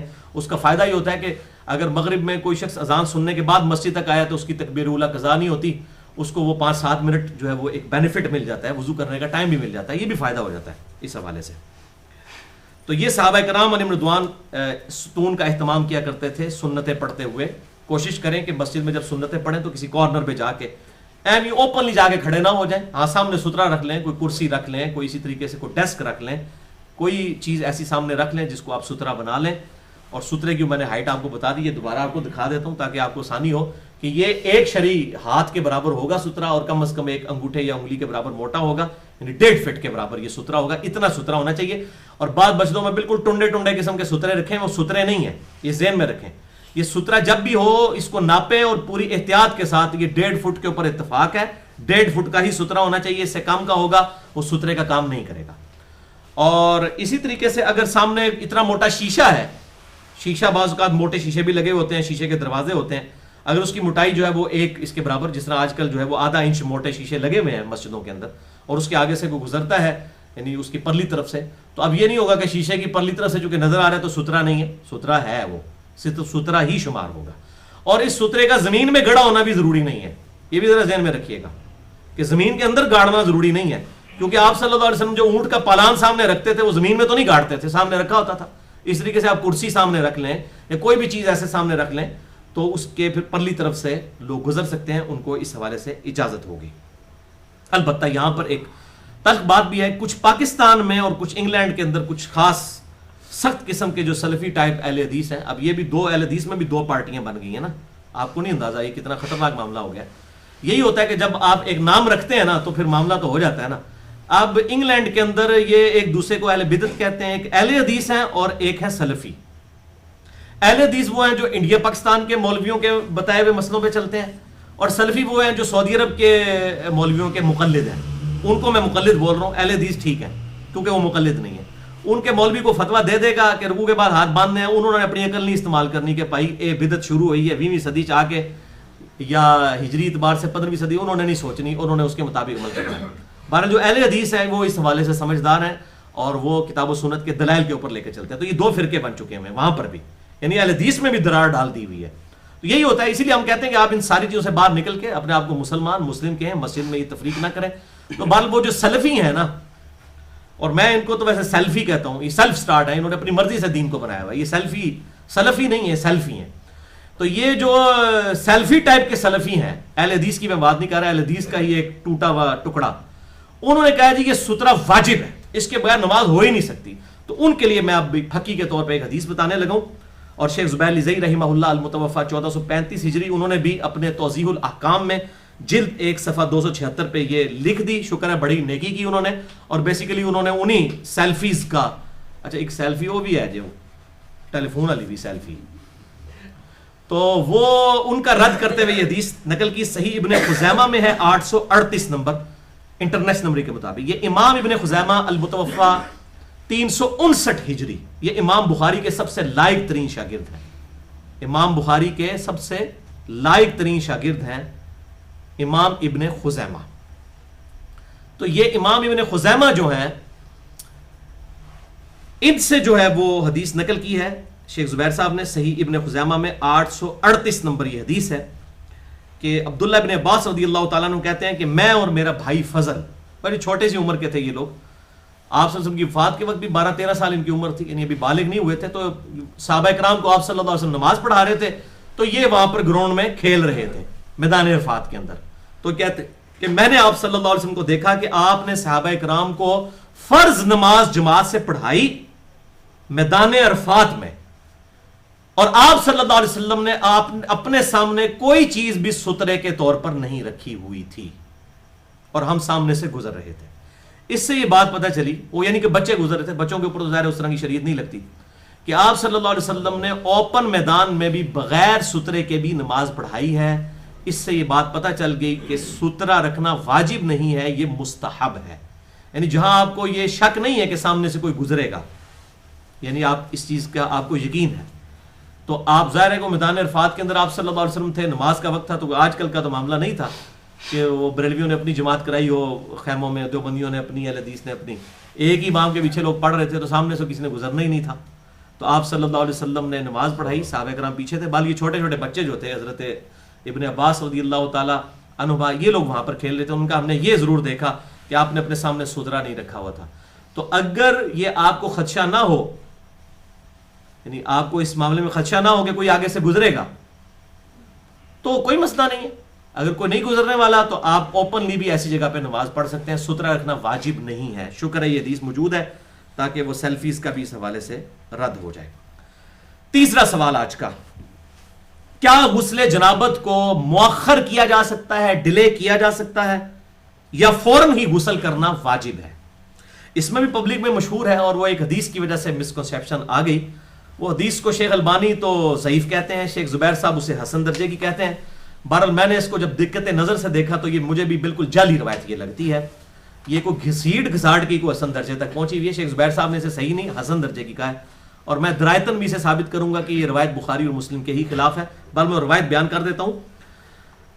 سنن ابی داؤد میں 227 نمبر، سنن نسائی میں 262 اور مشکات میں 463 نمبر کہ آپ صلی اللہ علیہ وسلم نے فرمایا، سیدنا علی راوی ہیں اس کے، کہ جس گھر میں کتا، تصویر یا جنبی شخص، ان تینوں میں سے کوئی ہو، تو رحمت کے فرشتے اس گھر میں داخل نہیں ہوتے. 3 چیزیں فرمائی. کتا نمبر 1، نمبر 2 تصویر، اور نمبر 3 جنبی شخص. اب تصویر یا مورت اس طرح کی جو عبادت کے طور پہ یا رسپیکٹ کے طور پہ سامنے لٹکی ہوئی ہوگی، البم میں ہوگی اس کا معاملہ الگ ہے. وہ میں نے مسئلہ نمبر 110A میں ایک سوال میں یہ بتا دی بات. ڈومیننٹ کتا بھی آپ رکھ سکتے ہیں گھر کی باؤنڈری کے باہر، جس طرح پرانے زمانے میں آج کل بھی گاؤں میں حویلیاں ہوا کرتی ہیں، تو وہ ایک گھر کا دروازہ ہوتا ہے اور باہر ایک حویلی کا دروازہ ہوتا ہے، تو حفاظت کے لیے کتا یا شکار کے لیے رکھنا یہ ثابت ہے. یہ بخاری مسلم میں حدیث موجود ہے. شوقیہ رکھنے کی اسلام میں اجازت نہیں ہے کتے کو. لیکن بخاری میں الفاظ کیا ہیں؟ صحیح بخاری میں انٹرنیشنل نمبر کے مطابق 5949 اور مسلم میں بھی 5514، مشکات میں 4499، 4489. اس میں 2 چیزوں کے الفاظ موجود ہیں کہ آپ صلی اللہ علیہ وسلم نے فرمایا جس گھر میں کتا اور تصویر یا کوئی مورت وغیرہ ہو وہاں پر رحمت کے فرشتے داخل نہیں ہوتے. جنبی شخص کا ذکر وہاں پر نہیں ہے. تو یہ حدیث بخاری اور مسلم کے بھی خلاف ہے، اور یہ روایت بھی صحیح درجے کی نہیں، حسن درجے کی. وہ بھی شیخ زبیر صاحب کہتے ہیں، شیخ البانی اسے منکر کہتے ہیں، کیونکہ یہ اپنے سے زیادہ سکہ راویوں کی اس میں مخالفت ہے بخاری مسلم کے اعتبار سے. اب میں 5 احادیث اس کانٹیکسٹ میں بیان کروں گا جو یہ بات بالکل شیخ البانی کے موقف کو سپورٹ کریں گی کہ یہ روایت بالکل جعلی ہے کیونکہ بخاری اور مسلم کے خلاف ہے. وہ 5 حدیثیں سن لیں. پہلی حدیث بخاری میں 288، مسلم میں 700 اور مشکات میں 453. اما عائشہ رضی اللہ تعالیٰ عنہ کا بیان ہے کہ جب آپ صلی اللہ علیہ وسلم جنبی ہوا کرتے اور آپ صلی اللہ علیہ وسلم ارادہ فرماتے کھانا کھانے کا یا سونے کا بغیر غسل کیے، تو آپ صلی اللہ علیہ وسلم وضو فرما لیا کرتے تھے. یعنی آپ کھانا کھانے سے پہلے وضو کر لیتے، یا اگر آپ کا جنبی حالت میں ہی سونا ہوتا تو آپ صلی اللہ علیہ وسلم وضو فرما کے سو جایا کرتے. دوسری حدیث بخاری اور مسلم کی متفق علیہ حدیث، بخاری میں 285، مسلم میں 824، مشکات میں 451. سیدنا ابو ہریرہ رضی اللہ تعالیٰ عنہ کہتے ہیں کہ ایک دفعہ میں آپ صلی اللہ علیہ وسلم کے ساتھ بازار میں سفر کر رہا تھا. میں گھر سے نکلا اور بازار میں سے گزر رہا تھا تو آپ صلی اللہ علیہ وسلم نے میرا ہاتھ پکڑا اور پیار محبت کے ساتھ ہاتھ میں ہاتھ ڈال کے چلنا شروع کر دیا. یہ مشکات میں بھی 451 نمبر موجود ہے بخاری اور مسلم کی حدیث. تو آپ کہتے ہیں میں جنوبی تھا، مجھ پر غسل فرض تھا نائٹ فال یا احتلام کی وجہ سے. تو ایک جگہ جا کر ہم بیٹھ گئے تو آپ صلی اللہ علیہ وسلم مجھ سے باتیں فرمانے لگے، تو میں چپکے سے پیچھے سے کھسک گیا اور جا کے غسل کیا اور واپس آیا. تو آپ صلی اللہ علیہ وسلم نے فرمایا ابو ہریرہ تو کدھر غائب ہو گیا تھا؟ تو کہا یا رسول اللہ میں ناپاک تھا اس لیے میں پھر غسل کرنے کے لیے چلا گیا. تو آپ صلی اللہ علیہ وسلم نے فرمایا سبحان اللہ، اللہ پاک ہے. ان المؤمن لا ينجس، بے شک مومن تو کبھی ناپاک ہوتے ہی نہیں ہے. یعنی یہ جو غسل کا فرض ہونا یہ کوئی ناپاکی تو نہیں ہے، یہ ایک حکمی نجاست ہے. یعنی اگر کوئی بغیر وضو کے بیٹھا ہوا ہے وہ بھی کوئی ناپاک تو نہیں ہے. ہاں نماز کے لیے اس کا پروٹوکول ہے کہ وضو کر لے. اسی طریقے سے اگر بے غسلہ شخص بھی ہے وہ ناپاک تو نہیں ہے، حکمی اعتبار سے ہے کہ وہ نماز نہیں پڑھ سکتا، اس اعتبار سے وہ ناپاک ہے. ادروائز تو ناپاک مومن کبھی ناپاک ہی نہیں ہوتا. حتیٰ کہ بخاری اور مسلم میں ایک اور حدیث ہے، بخاری میں 290، مسلم میں 704 اور مشکات میں 452. اما عائشہ کہتی ہیں کہ آپ صلی اللہ علیہ وسلم نے مسجد نبوی کے حجرے کی اس کھڑکی میں سے مجھے کہا کہ میری چٹائی مجھے پکڑا دو. تو میں نے کہا کہ اللہ کے رسول میں تو ناپاک ہوں، میں حالت حیض میں ہوں. تو آپ نے فرمایا عائشہ حیض کوئی تیری ہاتھوں میں گھس گیا، پکڑا مجھے چٹائی. تو یعنی عورت جو کہ حالت حیض میں بھی ہے اس کو بھی آپ کہہ رہے ہیں ناپاک نہیں ہے. تو یہ حکمی نجاست ہے، ایک ہوتی ہے حقیقی نجاست اور ایک ہوتی ہے حکمی نجاست. تو بال مسئلہ نمبر میرا 42، اس پہ ڈیٹیل 2 گھنٹے کا ریکارڈ ہے وضو غسل استنجا کے اوپر. جسے شوق ہو تو وہ دیکھ لے، اس کو یہ بات سمجھ آئے گی. یہ اس طریقے سے مسئلے نہیں ہے جس طرح لوگ سمجھتے ہیں. تیسری حدیث صحیح مسلم میں 707، مشکات میں 454 نمبر، کہ آپ صلی اللہ علیہ وسلم نے فرمایا کہ اگر کوئی شخص اپنی بیوی کے ساتھ ازدواجی تعلق قائم کرے اور پھر دوبارہ قائم کرنا چاہے تو اسے چاہیے کہ پہلے ایک دفعہ وضو کر لے، یعنی غسل دوبارہ کرنے کی ضرورت نہیں ہے. اس سے بھی یہ بات ظاہر ہوئی کہ غسل فوراً کرنے کی ضرورت نہیں ہے. چوتھی حدیث صحیح مسلم میں 708 اور مشکات میں 455، انس بن مالک کہتے ہیں کہ آپ صلی اللہ علیہ وسلم ایک ہی غسل کے ساتھ اپنی ساری بیویوں کے ساتھ ازدواجی تعلق فرما لیا کرتے تھے ایک رات کے اندر. غسل ایک دفعہ ہی کرتے تھے، یہ نہیں ہے کہ جتنی دفعہ غسل فرض ہے تو آپ نے اتنی دفعہ کرنا ہے. اس طریقے سے یاد رکھیں اگر جمعے کا دن آیا اور اس دن عید کا دن بھی ہے، جمعے کا دن بھی ہے اور کسی پر غسل فرض بھی ہے تو تینوں غسل جو ہے وہ ایک ہی غسل سے ان کو تینوں کا ثواب بھی مل جائے گا. 3 دفعہ غسل کرنا ضروری نہیں ہوگا. اور یہ 5ویں حدیث میری فیورٹ حدیث ہے، الحمدللہ یہ دین کی آسانی کے اوپر ایک بہترین حدیث ہے. سنن ابی داؤد میں 226، سنن نسائی میں 223 اور 224، سنن ابن ماجہ میں 1354، مشکات میں 1263۔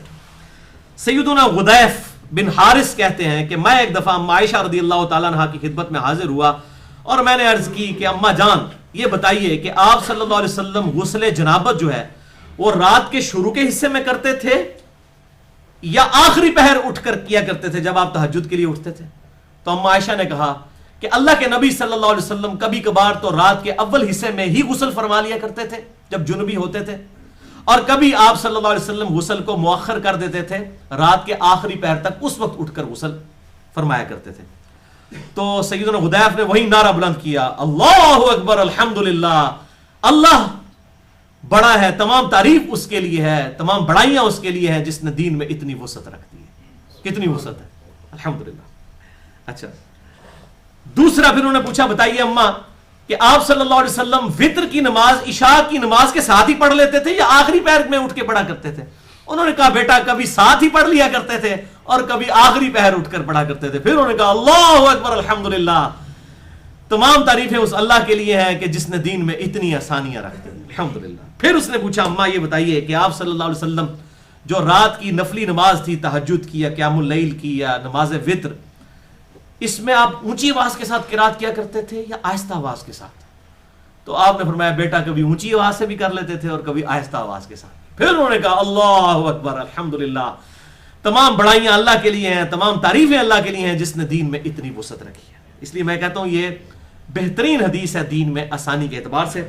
باقی جسے شوق ہو تو نماز وتر پر میرا مسئلہ نمبر 130 ہے، قیام اللیل اور تراویح پر مسئلہ نمبر میرا 20 ہے، اور وضو غسل استنجا اور تیمم کے اوپر مسئلہ نمبر 42 ریکارڈڈ موجود ہے، جسے شوق ہو تو دیکھ سکتا ہے۔ آج کا سیکنڈ لاسٹ سوال، سوال نمبر 4، یہ بہت کریٹیکل سوال ہے۔ کیا قبلے کی سمت میں پاؤں کرنا گناہ ہے؟ اور قبلہ رخ تھوکنے اور پیشاب کرنے کا صحیح مسئلہ کیا ہے؟ یہ بھائیو سمجھنے والی چیز ہے۔ یہ بات یاد رکھیں کہ شعائر اللہ یعنی اللہ کی جو نشانیاں ہیں، سائنز آف گاڈ، جیسا کہ خانہ کعبہ شریف ہے، قبر رسول ہے، صفا اور مروہ ہے، آپ صلی اللہ علیہ وسلم کی نشانیاں ہیں، جیسا کہ بخاری میں 10 حدیثیں ہیں کہ عبداللہ ابن عمر ان جگہوں کو تلاش کر کے نماز پڑھا کرتے تھے جہاں پر آپ صلی اللہ علیہ وسلم نے اپنے سفر حج پہ نماز پڑھی، بلکہ بعض روایتوں میں آتا ہے پیشاب تک بھی وہاں پر کرتے تھے جہاں آپ نے کیا، اتنا اہتمام کرتے تھے سنت کا۔ تو شاعر اللہ کی تعظیم جو ہے اس کا حکم قرآن و سنت کے اندر موجود ہے۔ سورۃ البقرہ کی آیت نمبر 158 مشہور آیت ہے، اعوذ باللہ من الشیطان الرجیم، ان الصفا والمروہ من شعائر اللہ، بے شک صفا اور مروہ اللہ کی نشانیوں میں سے۔ اب یہ ڈیٹیل ہمیں احادیث میں نہیں ملتی، لیکن ہمیں تورات میں پیدائش جو پہلے والا چیپٹر ہے کریشن، اس میں ملتا ہے کہ اسی مقام پر حضرت ہاجر نے، حضرت اسماعیل کی والدہ، یہ ہاجرہ لفظ غلط ہے، ہاجر لفظ ہے، تو سیدہ ہاجر نے جو ابراہیم علیہ السلام کی بیوی اور حضرت اسماعیل کی والدہ تھی، وہاں پر چکر لگائے تھے پانی کی تلاش میں، تو ان کو بھی اللہ نے اپنی نشانیاں قرار دیا، صفا اور مروہ کو۔ سورۃ الحج کی آیت نمبر 36 میں اللہ تعالیٰ نے قربانی کے لیے جو ہدی کے جانور ہیں جو حاجی ساتھ لے جاتا ہے، خصوصاً یہ جو حج تمتع اور حج قران کرنے والے لوگ ہیں، اور قران والے تو ظاہر ہے پھر احرام بھی نہیں کھول سکتے جب تک کہ وہ اس ہدی کو قربان نہیں کر دیں گے، ان ہدی کے اونٹوں کو بھی آپ نے کہا یہ بھی شاعر اللہ ہے، اونٹ، ان کو شاعر اللہ کہا۔ تو یہ خانہ کعبہ بھی شاعر اللہ، قبر رسول صلی اللہ علیہ وسلم بھی شاعر اللہ، غار حرا بھی شاعر اللہ، ان کی تعظیم اپنی جگہ ہے الحمدللہ۔ اور میں نے جو لیکچر دیا ہے قبر رسول کے اوپر صلی اللہ علیہ وسلم 3 گھنٹے کا، مثلا نمبر 54C اور 54D، اس میں نے ڈیٹیل کے ساتھ امام علی السبکی صوفی اور امام ابن تیمیہ ان دونوں کا رد کیا ہے کہ یہ دونوں ایکسٹریمز کے اوپر ہیں، شاعر اللہ کی تعظیم کے حوالے سے اور قبر رسول کی حاضری کے حوالے سے صلی اللہ علیہ وسلم۔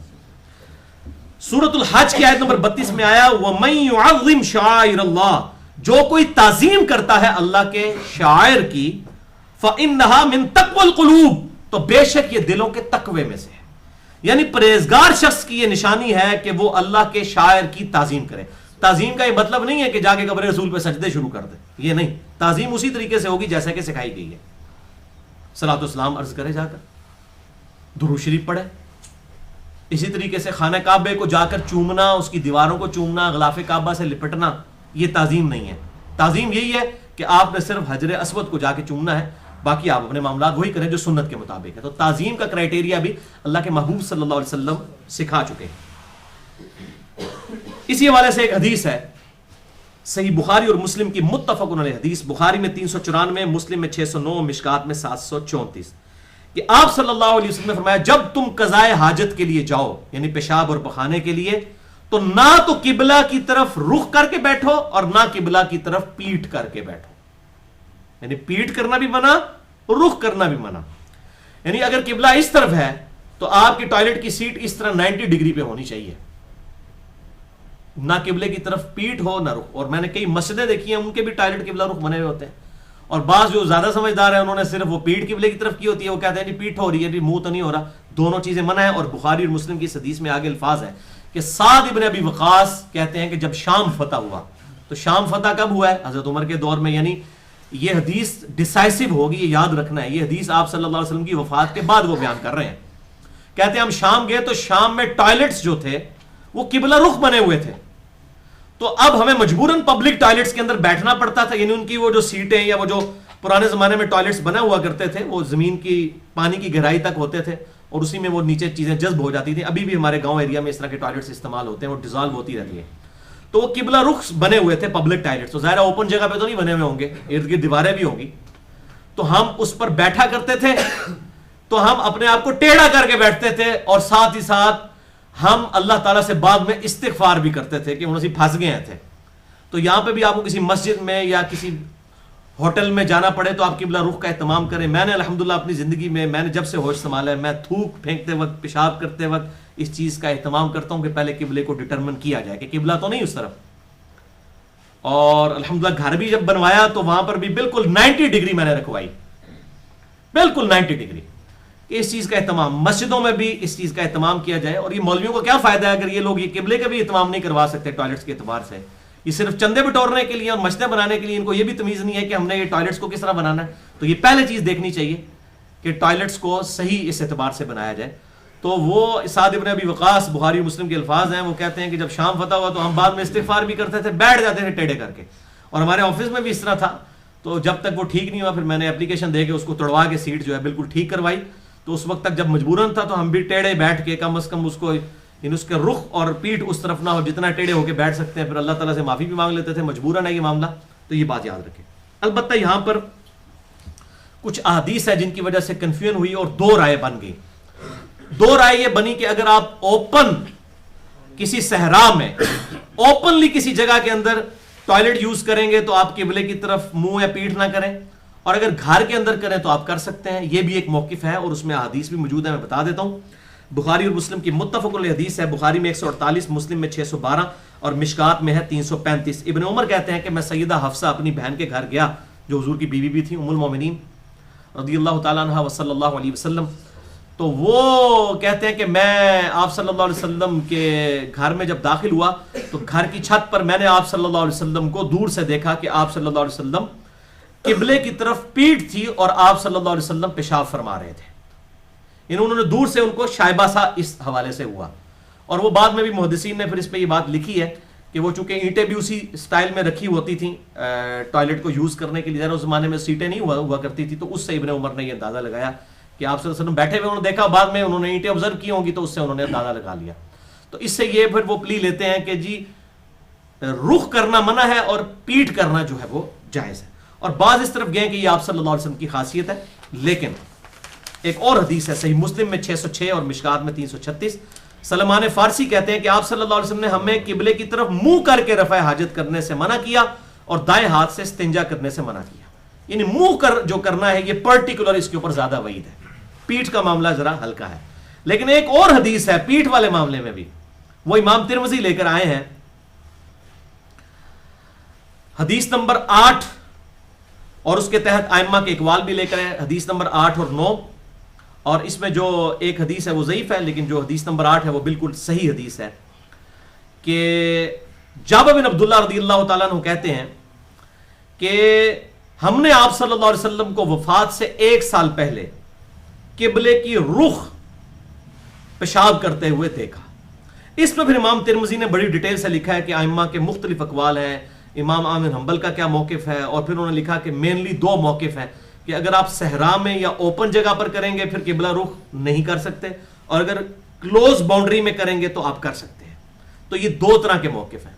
بہرحال علم کے میدان میں جذبات کی کوئی حیثیت نہیں ہوتی. مجھے دونوں ائمہ سے اختلاف ہے, کیونکہ جو پہلی میں نے حدیث بیان کی ہے بخاری اور مسلم کی متفق علیہ حدیث, بخاری میں 148, مسلم میں 612 اور مشکات میں 335, اس میں تو بالکل واضح سعد ابن ابی وقاص یہ حدیث بیان کر رہے ہیں, اور حدیث کے فہم کو وہ سب سے بہتر جانتے ہیں. وہ کہتے ہیں جب شام فتح ہوا تو شام کے ٹوائلٹس جو ہیں, جب ٹوائلٹ پبلک ٹوائلٹ تھے تو وہ اوپنلی صحرا میں تو نہیں بنے ہوئے ہوں گے, کلوز باؤنڈریز میں بنے ہوں گے, دیواریں ہوں گی چاروں طرف, تو ان کی جو سیٹیں تھی قبلہ رخ تھی, تو ہم اس میں بھی یہ قبلہ رخ ہو کے نہیں بیٹھتے تھے بلکہ پھر کے بیٹھتے تھے, اور ہم اللہ سے استغفار کرتے تھے, کیونکہ آپ صلی اللہ علیہ وسلم نے قبلے کی طرف منہ اور پیٹ کرنے سے منع کیا. لہٰذا میرا موقف نہ تو امام احمد بن حنبل کے ساتھ ہے نہ امام شافعی کے ساتھ, میرا موقف جو ہے سیدنا سعد ابن ابی وقاص کے ساتھ ہے, امام سعد ابن ابی وقاص رضی اللہ تعالی عنہ کے ساتھ ہے. ان کا موقف اس میں ٹھیک ہے. بہرحال اگر کوئی دوسری طرف جاتا ہے ان حدیث کی روشنی میں, ہم اس پہ فتویٰ کو نہیں لگاتے, لیکن ہم ترغیب ضرور دلائیں گے کہ فتویٰ اپنی جگہ اور تقویٰ اپنی جگہ, اللہ کے شاعر کی تعظیم کریں. اور اب میں آپ کو ساتھ ہی, اب یہ معاملہ تو ہو گیا پیشاب کا, اب تھوک کے حوالے سے بھی ذرا سن لیجئے. یہ پاؤں کرنے کے اعتبار سے بھی میرا موقف اجتہاداً یہی ہے, نہ تو قبلہ رخ پاؤں کیے جائیں نہ تھوکا جائے. اور حرمین شریفین میں نے عموماً دیکھا ہے کہ وہ عربی نماز پڑھتے سیدھی ٹانگیں سیدھی کر لیتے ہیں قبلہ رخ, اور عجیب وہ بےہودہ سا منظر ان کا جو ہے وہ قائم ہوا ہوتا ہے. اور یہاں پہ جب پاکستانی آتے ہیں وہ کہتے ہیں جناب اسی تے اوتے نہیں کرتے, ایتھے کرتے پے نے, 4000 کلومیٹر دور بہ کے بھی اسی نہیں کرتے تے اے ایتھے خانہ کعبے دے وچ بہ کے انہاں نے لتاں اڑی قبلے ال کیتیاں نے. تو اب وہ آپ سن لیں کہ یہ تھوک والا معاملہ بھی بخاری اور مسلم کی متفق علیہ حدیث ہے. بخاری میں 405, مسلم میں 1228, مشکات میں 746, کہ نبی صلی اللہ علیہ وسلم نے مسجد میں قبلہ رخ جو دیوار تھی اس پہ ایک بلغم تھوک لگی ہوئی دیکھی, تو آپ صلی اللہ علیہ وسلم نے اپنے مبارک ہاتھوں سے اسے صاف کیا. یہ مولوی کیا کرتے ہیں, وہ خادم کو بلاتے ہیں کیونکہ وہ توہین سمجھتے ہیں نا مسجد کی صفائی کرنے کو. آپ صلی اللہ علیہ وسلم نے اپنے مبارک ہاتھوں سے بلغم صاف کیا مسجد کی دیوار کا جو دیوار قبلہ رخ تھی. اور پھر آپ صلی اللہ علیہ وسلم نے فرمایا کہ جب تم میں سے کوئی شخص نماز کے لیے کھڑا ہوتا ہے تو اس کا رب قبلہ اور اس کے درمیان ہوتا ہے, تو وہ کبھی بھی قبلہ رخ نہ تھوکے. ہاں جی استوا اللہ عرش علیہ, اور پھر اتنے تعویل کریں گے رب کا علم سامنے ہوتا ہے. تو علم ہونا ہے تو پائی تے کوئی مسئلے والی گل ہی کوئی نہیں پائی جی, پھر تے علم تے ہر جگہ ہے. ہم تعویل نہیں کرتے, ہم اللہ ہی کو سپرد کرتے ہیں کہ ہاں ہمارا رب قبلے اور ہمارے درمیان ہوتا ہے جیسا کہ اس کی شان کے لائق ہے, اور وہ استوا علی العرش ہے جیسا کہ اس کی شان کے لائق ہے. اور یہ میرا کلپ ریکارڈ ہو چکا ہے الحمدللہ. اس کے بعد تو ایک طوفان مچ گیا, اور وہ کہہ رہے جی آپ نے امام ابن تیمیہ کو, بھائی امام ابن تیمیہ کی پھکی اس لیے دی ہے کہ یہ توصیف راشدی اور باقی مولویوں نے ڈاکٹر اسرار صاحب کو کفر اور شرک کے فتوے لگائے ہوئے ہیں. اب میں کہتا ہوں جناب اب آپ اسی طریقے سے فتویٰ ابن تیمیہ میں بھی کفر کا لگائیں جو میں نے اس کے عقیدے بتائے ہیں, جو صراحتاً کفری عقیدہ. اور شیخ البانی نے سلسلہ احادیث صحیحہ کی 133 نمبر حدیث میں یہ ڈکلیئر کیا ہے کہ اس سے بچنا واجب ہے, لوگوں کو بچانا واجب ہے. تو یہ میں نے بہت بڑا ایک الحمدللہ پچھلے لیکچر میں مسئلہ نمبر 110 سی کے اندر سوال و جواب میں دیا. اب یہاں پر دیکھ لیں, تمہارا رب حائل ہوتا ہے قبلے اور تمہارے درمیان, لہذا قبلہ رخ کوئی تھوکے نہ. اور پھر آپ صلی اللہ علیہ وسلم نے فرمایا کہ اسی حدیث میں بخاری و مسلم کی کہ اگر تمہیں تھوک آ جائے تو تم جو ہے وہ یا تو اپنی چادر میں تھوک لو یا اپنے کپڑے میں قمیض میں, اور آپ نے پھر وہ کر کے دکھایا, اور اس کو یوں مسل لو, اور یا اپنے بائیں پاؤں کی طرف تھوک کر اور بائیں پاؤں کو زمین پر یوں مسل دو. لیکن یہ اس صورت میں ہوگا جب کچی زمین ہوگی, قالین نہ بچھے ہوئے ہوں, کیونکہ اس وقت تو جوتیوں سمیت نماز بھی پڑھا کر جاتی تھی. بخاری اور مسلم میں حدیث موجود ہے, اور آج بھی اگر کچی زمین ہو تو کوئی حرج نہیں ہے. ہمارے فوجی حضرات سیاچن میں جوتوں سمیت ہی نماز پڑھتے ہیں, اس میں کوئی حرج نہیں ہے. لیکن قالین والی مسجد میں یہ معاملہ نہیں ہوگا, اس میں آپ وہ کپڑے والی تھوک والی معاملہ کریں گے. اگر کسی رومال نکال کے اس میں تھوک پھینک سکتے ہیں, نیچے نہیں پھینکیں گے, اور تاکہ اس کا اہتمام کریں. لہٰذا اس مسجد میں آپ جوتیاں بھی نہیں لے کے جا سکتے, یہ بھی ذہن میں رکھیں قالین والی مسجد میں. ہاں اگر کوئی ایسی جوتیاں ہیں جو کہ باہر آپ استعمال نہیں کر رہے, جس طرح کچھ عرصہ پہلے تک حرم کا طواف کرتے ہوئے بھی وہ زمین تپ جاتی تھی, تو طواف کعبہ کے لیے وہ علیحدہ سے نئی جوتیاں اندر لے کے جاتے تھے, اب تو وہ وائٹ والا ماربل لگ گیا, تو اس میں حرج کوئی نہیں ہے. لیکن اس معاملے میں آپ نے خیال رکھنا ہے.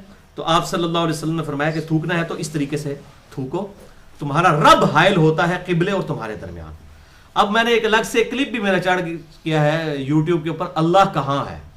آپ دنیا میں کہیں بیٹھ کر نا گوگل پہ لکھیں اللہ کہاں ہے, یا انگلش میں لکھیں ویئر از اللہ, اور آگے لکھ دیں انجینئر محمد علی مرزا, تو وہ کلپ کھل جائے گا انشاءاللہ. اس میں نے حنفیوں کو بھی پھکی دی ہے اور سلفیوں کو بھی, یعنی جو ایک ایکسٹریم پہ تھے کہ وہ استواء العرش کا انکار کرتے تھے, دوسری طرف وہ اللہ تعالیٰ کی مائیت کی تعویل کرتے تھے, تو میں نے کہا دونوں ہی باطل تعویلات کرتے ہیں, دونوں اپنا معاملہ اللہ کے سپرد کریں کہ اللہ تعالیٰ اپنے عرش پر مستوی ہے جیسا کہ اس کی شان کے لائق ہے, یہ فرض ہے ماننا, اور وہ ہمارے ساتھ بھی ہے جس طرح اس کی شان کے لائق ہے, اس میں تعویل نہ کریں. وحدت الوجود کا عقیدہ بالکل باطل ہے کہ بندے کے اندر اللہ تعالیٰ گھس جاتا ہے, نعوذ باللہ. لیس کمثلہ شیء وہو السمیع البصیر, جب اس کی مثل ہی کوئی شے نہیں ہے تو آپ یہ کس طرح کہہ سکتے ہیں؟ تو یہ وحدت الوجود کا عقیدہ بھی بالکل باطل عقیدہ ہے, اور دوسری طرف وہ بھی ایکسٹریم ہے. میں نے الحمدللہ اللہ کہاں ہے اس نام سے اپلوڈ ہو چکا ہے اور حق بات واضح کر دی. اچھا, یہ بخاری مسلم کی جو حدیث ہے, یہ جو قبلہ رخ تھوک پھینکا ہوا تھا کسی نے, اس کا ایک طریق سنن ابی داؤد میں بھی موجود ہے, 481 نمبر سنن ابی داؤد میں, مشکات میں 747. یہ بڑی سخت حدیث ہے کہ کسی شخص نے آپ صلی اللہ علیہ وسلم کے سامنے نماز پڑھائی اور اس شخص نے نماز کے دوران قبلہ رخ تھوک دیا سامنے والی دیوار میں. تو آپ صلی اللہ علیہ وسلم جب نماز سے فارغ ہوئے تو آپ نے اس قبیلے کے لوگوں کو کہا کہ یہ شخص آندہ سے تمہاری امامت نہ کروائے, اس کو امامت سے اتروا دیا, یہ شخص آندہ سے تمہاری امامت نہ کروائے. پھر آپ صلی اللہ علیہ وسلم نے وہی فرمایا کہ تمہارا رب جو ہے وہ قبلہ اور تمہارے درمیان ہوتا ہے, قبلہ رخ منہ کر کے اس طریقے سے مت تھوکو. اور جب وہ صحابی اگلی نماز کے لیے, دیکھو بریلوی دیوبندی نہیں سن نماز پڑھانے لے, نہ کوئی اہل حدیث شیعہ سن, بھائی وہ صحابی سی, قبلہ رخ تھوکا, آپ نے اس کو امامت سے اتار دیا. جب وہ نماز کے لیے مصلی پہ چڑھنے لگا, صحابہ کرام نے پکڑ کے اسے پیچھے کر دیا کہ اللہ کے نبی نے منع کیا ہے, تو آندہ سے ہماری امامت نہیں کروائے گا. وہ پھر حضور کے پاس شکایت لے کے آیا صلی اللہ علیہ وسلم. آپ نے فرمایا ہاں میں نے منع کیا تھا, اور راوی کہتے ہیں کہ مجھے مکمل طور پر یاد نہیں, لیکن میرا گمان ہے کہ آپ نے ساتھ یہ بھی کہا تھا کہ تو نے اللہ اور اس کے رسول کو اذیت دی ہے جو تو نے قبلہ رخ تھوکا ہے. تو اس طریقے سے میں یہ کہوں گا کہ خدا کے لیے بچ جائیں, چاہے آپ اوپن مجمع میں ہوں. اور یہ اکثر لوگ جو ہیں وہ میں نے دیکھا ہے, یہ بار پیشاب بھی مرد حضرات کر رہے ہوتے ہیں, عورتیں تو بیچاری نہیں کر سکتی, تو مردوں کو یہ زیادہ بیماری ہے, جدھر منہ ہوتا ہے تو وہ پیشاب کر رہے ہوتے ہیں, اور بعض کا وہ قبلہ رخ ہی کر کے پیشاب کر رہے ہوتے ہیں, تھوک پھینکتے ہوئے بھی احتیاط نہیں کرتے ہیں. اچھا, لیکن اگر آپ مطلب آپ کا رخ قبلے کی طرف ہے اور آپ مطلب تھوک پھینکتے وقت اپنے چہرے کو بالکل زمین کی طرف یوں کر لیتے ہیں, اور اس طریقے سے اگر کوئی تھوک پھینک لیتا ہے نا, اس میں کوئی حرج نہیں ہے. وہ جیسے آپ اس طریقے سے, یعنی اب میں نماز پڑھتے ہوئے ایسے کر لیتا ہوں تھوک پھینک کے, پگڑی کے ساتھ یا کسی رومال کے ساتھ یا چادر کے ساتھ, جس طرح آپ نے تعلیم فرمایا بخاری اور مسلم میں, تو یہ جائز ہے. یعنی رخ آپ کا قبلے کی طرف نہیں ہونا چاہیے. تو ٹانگوں کے بارے میں بھی میرا یہی معاملہ ہے, نہ تھوکیں, نہ پیشاب کریں, نہ ٹانگیں کریں. اور یہاں پر آپ دیکھیں یہ بھی مشہور ہے جہاں ہمارے پنجاب کے کلچر کے اندر, وہ کہتے ہیں جی قبلہ رخ اگر کوئی لتا کر کے سوتا ہوئے نا, اگر کوئی قبلہ رخ ٹانگیں کر کے سویا ہو تو اسے جگائیں کہ بھائی اپنی ٹانگیں سمیٹ لو, قبلہ رخو. اور اگر کوئی کتب ال کر کے سوتا ہوئے, کتبی ستارے, تو وہ لتیں ہی وڑ دو. کتب ستارے کو کتب, وہ غوث کتب ابدال والا بیچارے شاید کو کتب سمجھ رہے ہوتے ہیں, تو اللہ معافی دے, خانہ کعبے کی طرف ہو تو کہتے ہیں اٹھا کے اسے بتائیں, اور اگر کتب کی طرف ہو وہ کہتے ہیں شاید کوئی کسی بزرگ کا مزار ہے وہاں پہ, اور یہ بزرگ بھی سارے انڈیا پاکستان کے اندر اکٹھے ہو گئے ہیں نا. آپ وہاں پر اگر دوسری طرف پہ چلے جائیں تو وہاں تو قبلہ رخ اور بنے گا. ہمارا تو تقریباً مغرب سے جو ہے وہ جنوب کی طرف 12 سے 14 ڈگری بنتا ہے, لیکن اگر آپ مصر والی سائڈ پہ پرلی طرف ملکوں کی طرف جائیں, ان کا مشرق کی طرف بنے گا, تو وہ قبلہ ہر جگہ ڈفرنٹ ہوگا. اور وہاں پر سنت یہ ہوگی کہ آپ شمال کی طرف کتب کی طرف ٹانگیں کر کے سوئیں گے, کیونکہ آپ نے دائیں رخ قبلہ رخ اگر سونا ہے تو چہرہ قبلہ رخ کرنے کے لیے آپ کو ٹانگیں شمال کی طرف کرنی پڑیں گی, آپ اگر قبلے کی پرلی طرف ہیں. پاکستان میں آپ کو ٹانگیں جنوب کی طرف کرنی پڑیں گی, تو تب آپ قبلہ رخ سوئیں گے. تو یہ انڈیا پاکستان کا ہی دین رہ جائے گا. پھر جیڑی وہ بدعت ہوندی ہے نا, وہ جھوٹی ہوندی ہے, وہ علاقائی ہوندی ہے. تو مصر جا کے تھوڑا قطبی ستارے تے پھر لتا کرنا سنت ہو جائے گا. او بھائیو اوتھے بھی قطبی ستارے لتا کرنا ضروری ہو جائے گا. تو یہ بھی ایک پبلک میں مشہور ہے, اس لیے میں نے یہ جعلی بات ایک مشہور تھی وہ بتا دی, اس حوالے سے اصلاح ہو جائے. آخری سوال آج کا 5واں اور آخری سوال, کیا تلاوت قرآن کے لیے نفلی نمازوں میں مثلاً قیام اللیل, تراویح, قیام رمضان میں مصحف کو ہاتھ میں پکڑ کر تلاوت کی جا سکتی ہے؟ یہ مصحف کہتے ہیں قرآن حکیم جو یہ 2 گتوں میں موجود ہے، اسے ہم کہتے ہیں مصحف۔ تو آپ صلی اللہ علیہ وسلم کے مبارک دور میں تو اس طریقے سے یہ مصحف نہیں تھے بہت زیادہ، اکثر صحابہ حافظ تھے یا کچھ کے پاس لکھے ہوئے چمڑے پر، پتوں پر، ہڈیوں پر قرآن حکیم موجود تھا۔ تو یہ مسئلہ صحابہ کے دور میں سامنے، تو یہ بات یاد رکھیں کہ اس میں کوئی شک نہیں ہے کہ صحابہ اکرام علیہم رضوان سے یہ ثابت ہے کہ وہ رمضان کا قیام اللیل ہو یا نفلی نمازیں ہوں، اس میں مصحف کو ہاتھ میں پکڑ کر تلاوت کیا کرتے تھے۔ اس کانٹیکسٹ میں المصنف ابن ابی شیبہ میں جو احادیث اور آثار کا دنیا میں سب سے بڑا مجموعہ ہے، 38,000 احادیث اور آثار صحابہ اور تابعین کے موجود ہیں۔ امام ابن ابی شیبہ المتوفی 235 ہجری جو امام بخاری اور مسلم کے استاد ہیں، انہوں نے یہ نقل فرمایا ہے، اس میں کئی تابعین سے یہ چیزیں موجود ہیں اور صحابہ کرام علیہم رضوان سے بھی موجود ہیں۔ میں 2 موقوفاً روایتیں صحابہ کرام سے بتا دیتا ہوں علیہم رضوان۔ پہلی حدیث صحیح بخاری میں موجود ہے تعلیقاً، انٹرنیشنل نمبر کے مطابق 692 نمبر حدیث کی ہیڈنگ کے اوپر تعلیقاً وہ روایت ہوتی ہے جو آپ صلی اللہ علیہ وسلم کے حوالے سے یا صحابہ کرام کے حوالے سے امام بخاری بغیر سند کے نقل کریں، اس کی سند بیان نہ کریں، چیپٹر کی ہیڈنگ پہ لکھیں۔ بخاری 692 نمبر حدیث کی ہیڈنگ میں انہوں نے یہ روایت لکھی، لیکن اس کی صحیح سند بھی موجود ہے۔ سنن الکبریٰ البیہقی کے اندر جلد 2 صفحہ 253 پر انٹرنیشنل نمبر کے مطابق 3183 نمبر کہ زکوان تابعی جو تھے سیدہ عائشہ کے غلام تھے، اور وہ سیدہ عائشہ کو حجرے میں، ان کے غلام تھے، ظاہر ہے ان کے محرم بھی تھے غلام ہونے کی وجہ سے، وہ ان کو قیام اللیل رمضان کا کروایا کرتے تھے مصحف کو ہاتھ میں پکڑ کر۔ تو سیدہ عائشہ ان کے پیچھے قیام اللیل کرتی تھی، وہ آگے کھڑے ہو جاتے تھے، سیدہ عائشہ پیچھے کھڑے ہو کر قیام اللیل کیا کرتے تھیں، اور وہ زکوان تابعی وہ ہاتھ میں مصحف پڑھ کے، تو سیدہ عائشہ نے بھی اسے انڈورس کر دیا، حدیث موقوف ثابت ہو گئی الحمدللہ۔ دوسری حدیث المصنف ابن ابی شیبہ میں انٹرنیشنل نمبر کے مطابق جلد 2 صفحہ 123 میں 7223 نمبر روایت ہے۔ انس ابن مالک رضی اللہ تعالیٰ عنہ جنہوں نے آپ صلی اللہ علیہ وسلم کو 10 سال تک وضو کروایا، آپ کی وفات کے بعد 82 سال تک زندہ رہے اور 93 ہجری میں بصرہ میں فوت ہوئے۔ انس ابن مالک رضی اللہ تعالیٰ عنہ، ان کے بارے میں آتا ہے کہ آپ رضی اللہ تعالیٰ عنہ قیام اللیل کروایا کرتے تھے، اور آپ کا غلام آپ کے پیچھے کھڑا ہوتا تھا اور مصحف کو لے کر کھڑا ہوتا تھا، جہاں پر آپ بھول جاتے تو وہ قرآن حکیم سے دیکھ کر لقمہ دیا کرتا تھا اور آپ کی اصلاح کیا کرتا تھا۔ یہ دونوں چیزیں ثابت ہو گئی۔ وہاں سیدہ عائشہ پیچھے پڑ رہی تھیں اور زکوان تابعی آگے تھے، یہاں پر حضرت انس بن مالک کا غلام پیچھے تھا اور انس بن مالک پڑھا رہے تھے، یعنی سامع کے لیے بھی ثابت ہو گئی، مقتدی کے لیے بھی اور امام کے لیے بھی۔ تو یہ مصحف تو بہت بڑی چیز ہے۔ آپ صلی اللہ علیہ وسلم تو اپنی نواسی کو اٹھا کر بھی نماز پڑھا کرتے تھے، اور فرض نماز۔ بخاری اور مسلم کی متفق علیہ حدیث ہے، بخاری میں 516، مسلم میں 1213، مشکات میں 984 کہ امامہ بنت ابی العاص جو سیدہ زینب کی بیٹی تھی، امامہ، یہ لفظ امامہ نہیں ہے، امامہ ہے، الف کے اوپر پیش، یہ عموماً لوگ بچیوں کے نام رکھتے ہیں، امامہ لفظ۔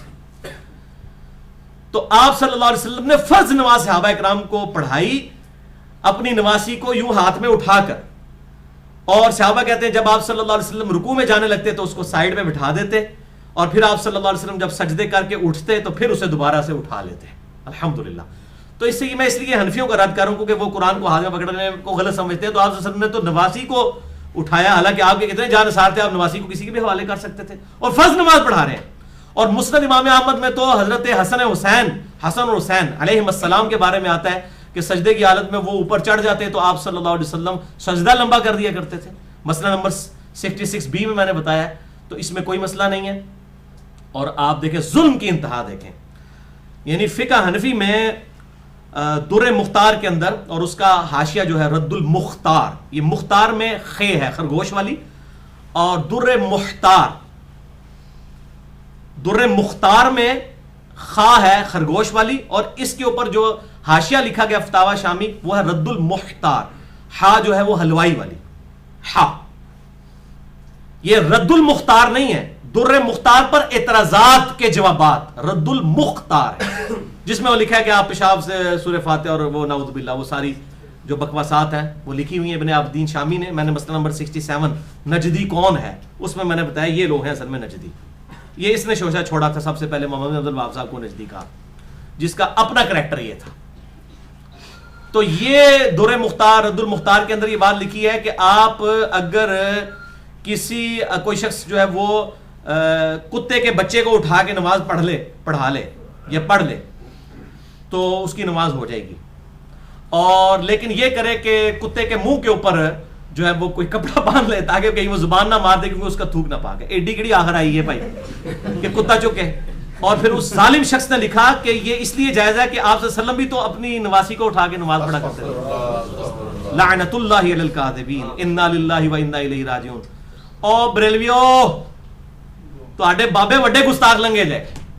اے بابا جے مشترکہ بریلوی دیوبندیاں دا دور مختار اور رد المختار, اور آپ کو پٹی پڑھائی آپ کے علاوہ سارے گستاخ رسول ہیں. یہ پائی پوسٹ مارٹم کر دیتا ہے. مسئلہ نمبر 71B, انڈیا اور پاکستان کے بزرگوں کی 19 گستاخانہ عبارات کا تحقیقی جائزہ اہل سنت پاک.com پر دیکھ لیں. وہ کہتے ہیں جی آپ صلی اللہ علیہ وسلم بھی تو اپنی نواسی کو اٹھاتے تھے. نعوذ باللہ. یہ آپ دیکھیں, ایک طرف اسماعیل دہلوی نے جو گستاخی کی آپ صلی اللہ علیہ وسلم کے بارے میں کہا کہ وہ گدھے اور بیل کا خیال آ جانا نعوذ باللہ جس میں نے گرفت کی, ادھر کہتے ہیں گستاخی. اور یہ کہتے ہیں جی اشرف علی تھانوی نے حفظ الایمان میں آپ صلی اللہ علیہ وسلم کے علم کو تشبیہ دی تھی جانوروں کے علم کے ساتھ, اور یہاں آپ مثال کیا بیان کر رہے ہیں؟ آپ کو حیا بھی نہیں آتی ہے. اور الٹ یہ کہتے ہیں کہ اب وہ اب چکے فقہ حنفی کے بابے نے لکھ دیا, کہتے ہیں جی کتا اٹھا کے نماز دی لیکن قرآن نہیں پیچھے چک سکتے تسی, نماز ٹوٹ جائے گی. وہ قرآن تک کے پڑھو گے نماز ٹوٹ جائے گی, کیونکہ یہ بابا جی نہیں راس کے گئے نا, یہ بابا جی مخالفت کر گئے انہیں. یہ سارے بابیاں کا چکر ہے. تو یہ میں نے ایمانداری تھی, میں نے یہ بات بتا دی تاکہ ان کو بھی تھوڑی سی حیا آ جائے اس حوالے سے. تو مقتدی بھی پیچھے اسمارٹ فون آج کل آئے ہوئے ہیں, آپ اس کی ٹون وغیرہ آف کر کے, اور اگر اس میں آپ ٹچ سکرین موبائل ہے اس میں آپ قرآن سننا چاہتے ہیں پیچھے بالکل ایک ہاتھ استعمال کریں اور ضرور سن لیں. لیکن یہ نہ ہو کہ آپ ساتھ ساتھ میسج بھی چیک کرتے جائیں تو وہ نماز ہی آپ کی باتیں ہو جائے گی. تو بہتر یہ کہ آپ مصحف, چھوٹے والا مصحف مل جاتا ہے جس کو آپ پاکٹ میں ڈال لیں, اوپر والی پاکٹ میں, یا جس طرح میں نے اہل حدیث کی مسجدوں میں دیکھا انہوں نے سامنے ڈیسک رکھے ہوتے ہیں, وہ جب سجدے میں جانے لگتے ہیں تو وہ ڈیسک کے اوپر قرآن رکھ دیتے ہیں. اور امام ابن سیرین المتوفا 110 ہجری ان کے بارے میں بھی المصنف ابن ابی شیبہ میں ملتا ہے کہ وہ بھی انہوں نے بھی سائیڈ پہ کوئی ڈیسک وغیرہ رکھا ہوتا تھا جس پہ جب وہ تلاوت کرتے ہوئے بھول جاتے تھے تو قرآن اٹھا کے اسی میں دیکھ لیتے تھے. تو ڈیسک سامنے ہو یا کوئی پھٹا رکھا ہوا ہو یا جیب میں ڈالنے والا پاکٹ سائز قرآن ہو, کسی طریقے سے اس کا اہتمام کریں. اور ٹچ سکرین موبائل ہوتا ہے تو وہ تو ہوتا ہی اتنا ہے, سامسنگ کا یا نوکیا کا یا باقی جتنے بھی ہیں, تو وہ یہاں پر آئی فون وغیرہ رکھا جا سکتا ہے. بال مصحف ہو تو اس کے لیے ڈیسک کا اہتمام کریں. اور اس میں وہ کرٹیکل حدیث جس پہ میں نے آج گفتگو ختم کرنی تھی وہ سن لیجئے, ایمان تازہ کرنے والی, یعنی احترام اور ادب کی بات میں آپ کو بتانے لگا ہوں.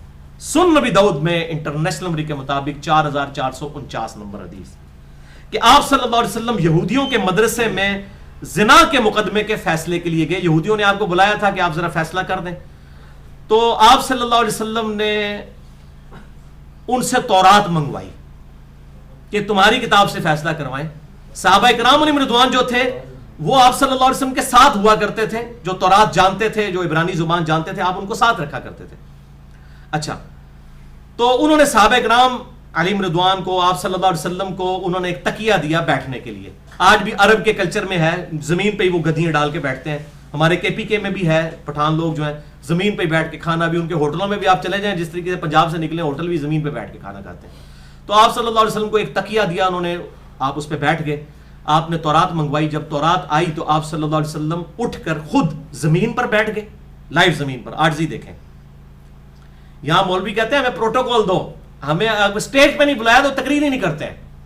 آپ زمین پر بیٹھ گئے, اپنی پیٹھ کے نیچے سے تکیہ نکال کے اس تکیے کے اوپر تورات کو رکھا, اور تورات تحریف شدہ تورات, اور آپ نے فرمایا آمنت بکا و بمن انزلک, میں ایمان لایا اس تورات کے اوپر اور اس کو نازل کرنے والے کے اوپر, اللہ کے اوپر. تحریف شدہ. لیکن ایز فار ایز توحید از کنسرن تورات آج بھی محفوظ ہے. تو وہ جو روایت ہے سنن دارمی سے, جو مشکات میں بھی 194 نمبر موجود ہے, شیخ زبیر صاحب نے بھی لکھ دیا, میں نے پچھلے لیکچر 110C میں بھی رجوع ریکارڈ کروا دیا. بالکل جعلی روایت ہے کہ سیدنا عمر نے کوئی تورات کے صفحے پکڑے ہوئے تھے تو آپ ناراض ہو گئے. آپ تو خود تورات میں سے فیصلے کریں. ہاں, تورات کی کوئی بات کتاب و سنت کے خلاف ہوگی وہ ہم نہیں مانیں گے. جو کتاب و سنت کے حق میں وہ ہم یہود و نصارہ کو پیش کریں گے. دیکھیں آپ کی کتاب میں ہمارے نبی صلی اللہ علیہ وسلم کی نشانیاں بھی لکھی ہوئی ہیں, آج بھی لکھی ہوئی ہیں, اولڈ ٹیسٹمنٹ میں بھی, نیو ٹیسٹمنٹ کے اندر بھی, گاسپل آف جان میں, اولڈ ٹیسٹمنٹ کے اندر جو ہے وہ بک آف ڈیوٹرانومی کے اندر, کتاب الاستثناء کے اندر موجود ہیں. آپ صلی اللہ علیہ وسلم کی پریڈکشنز, وہ تو ان کو انہی سے بتانا ہے نا, ان کتابوں کو تو وہ نہیں مانتے ہماری کتابوں کو.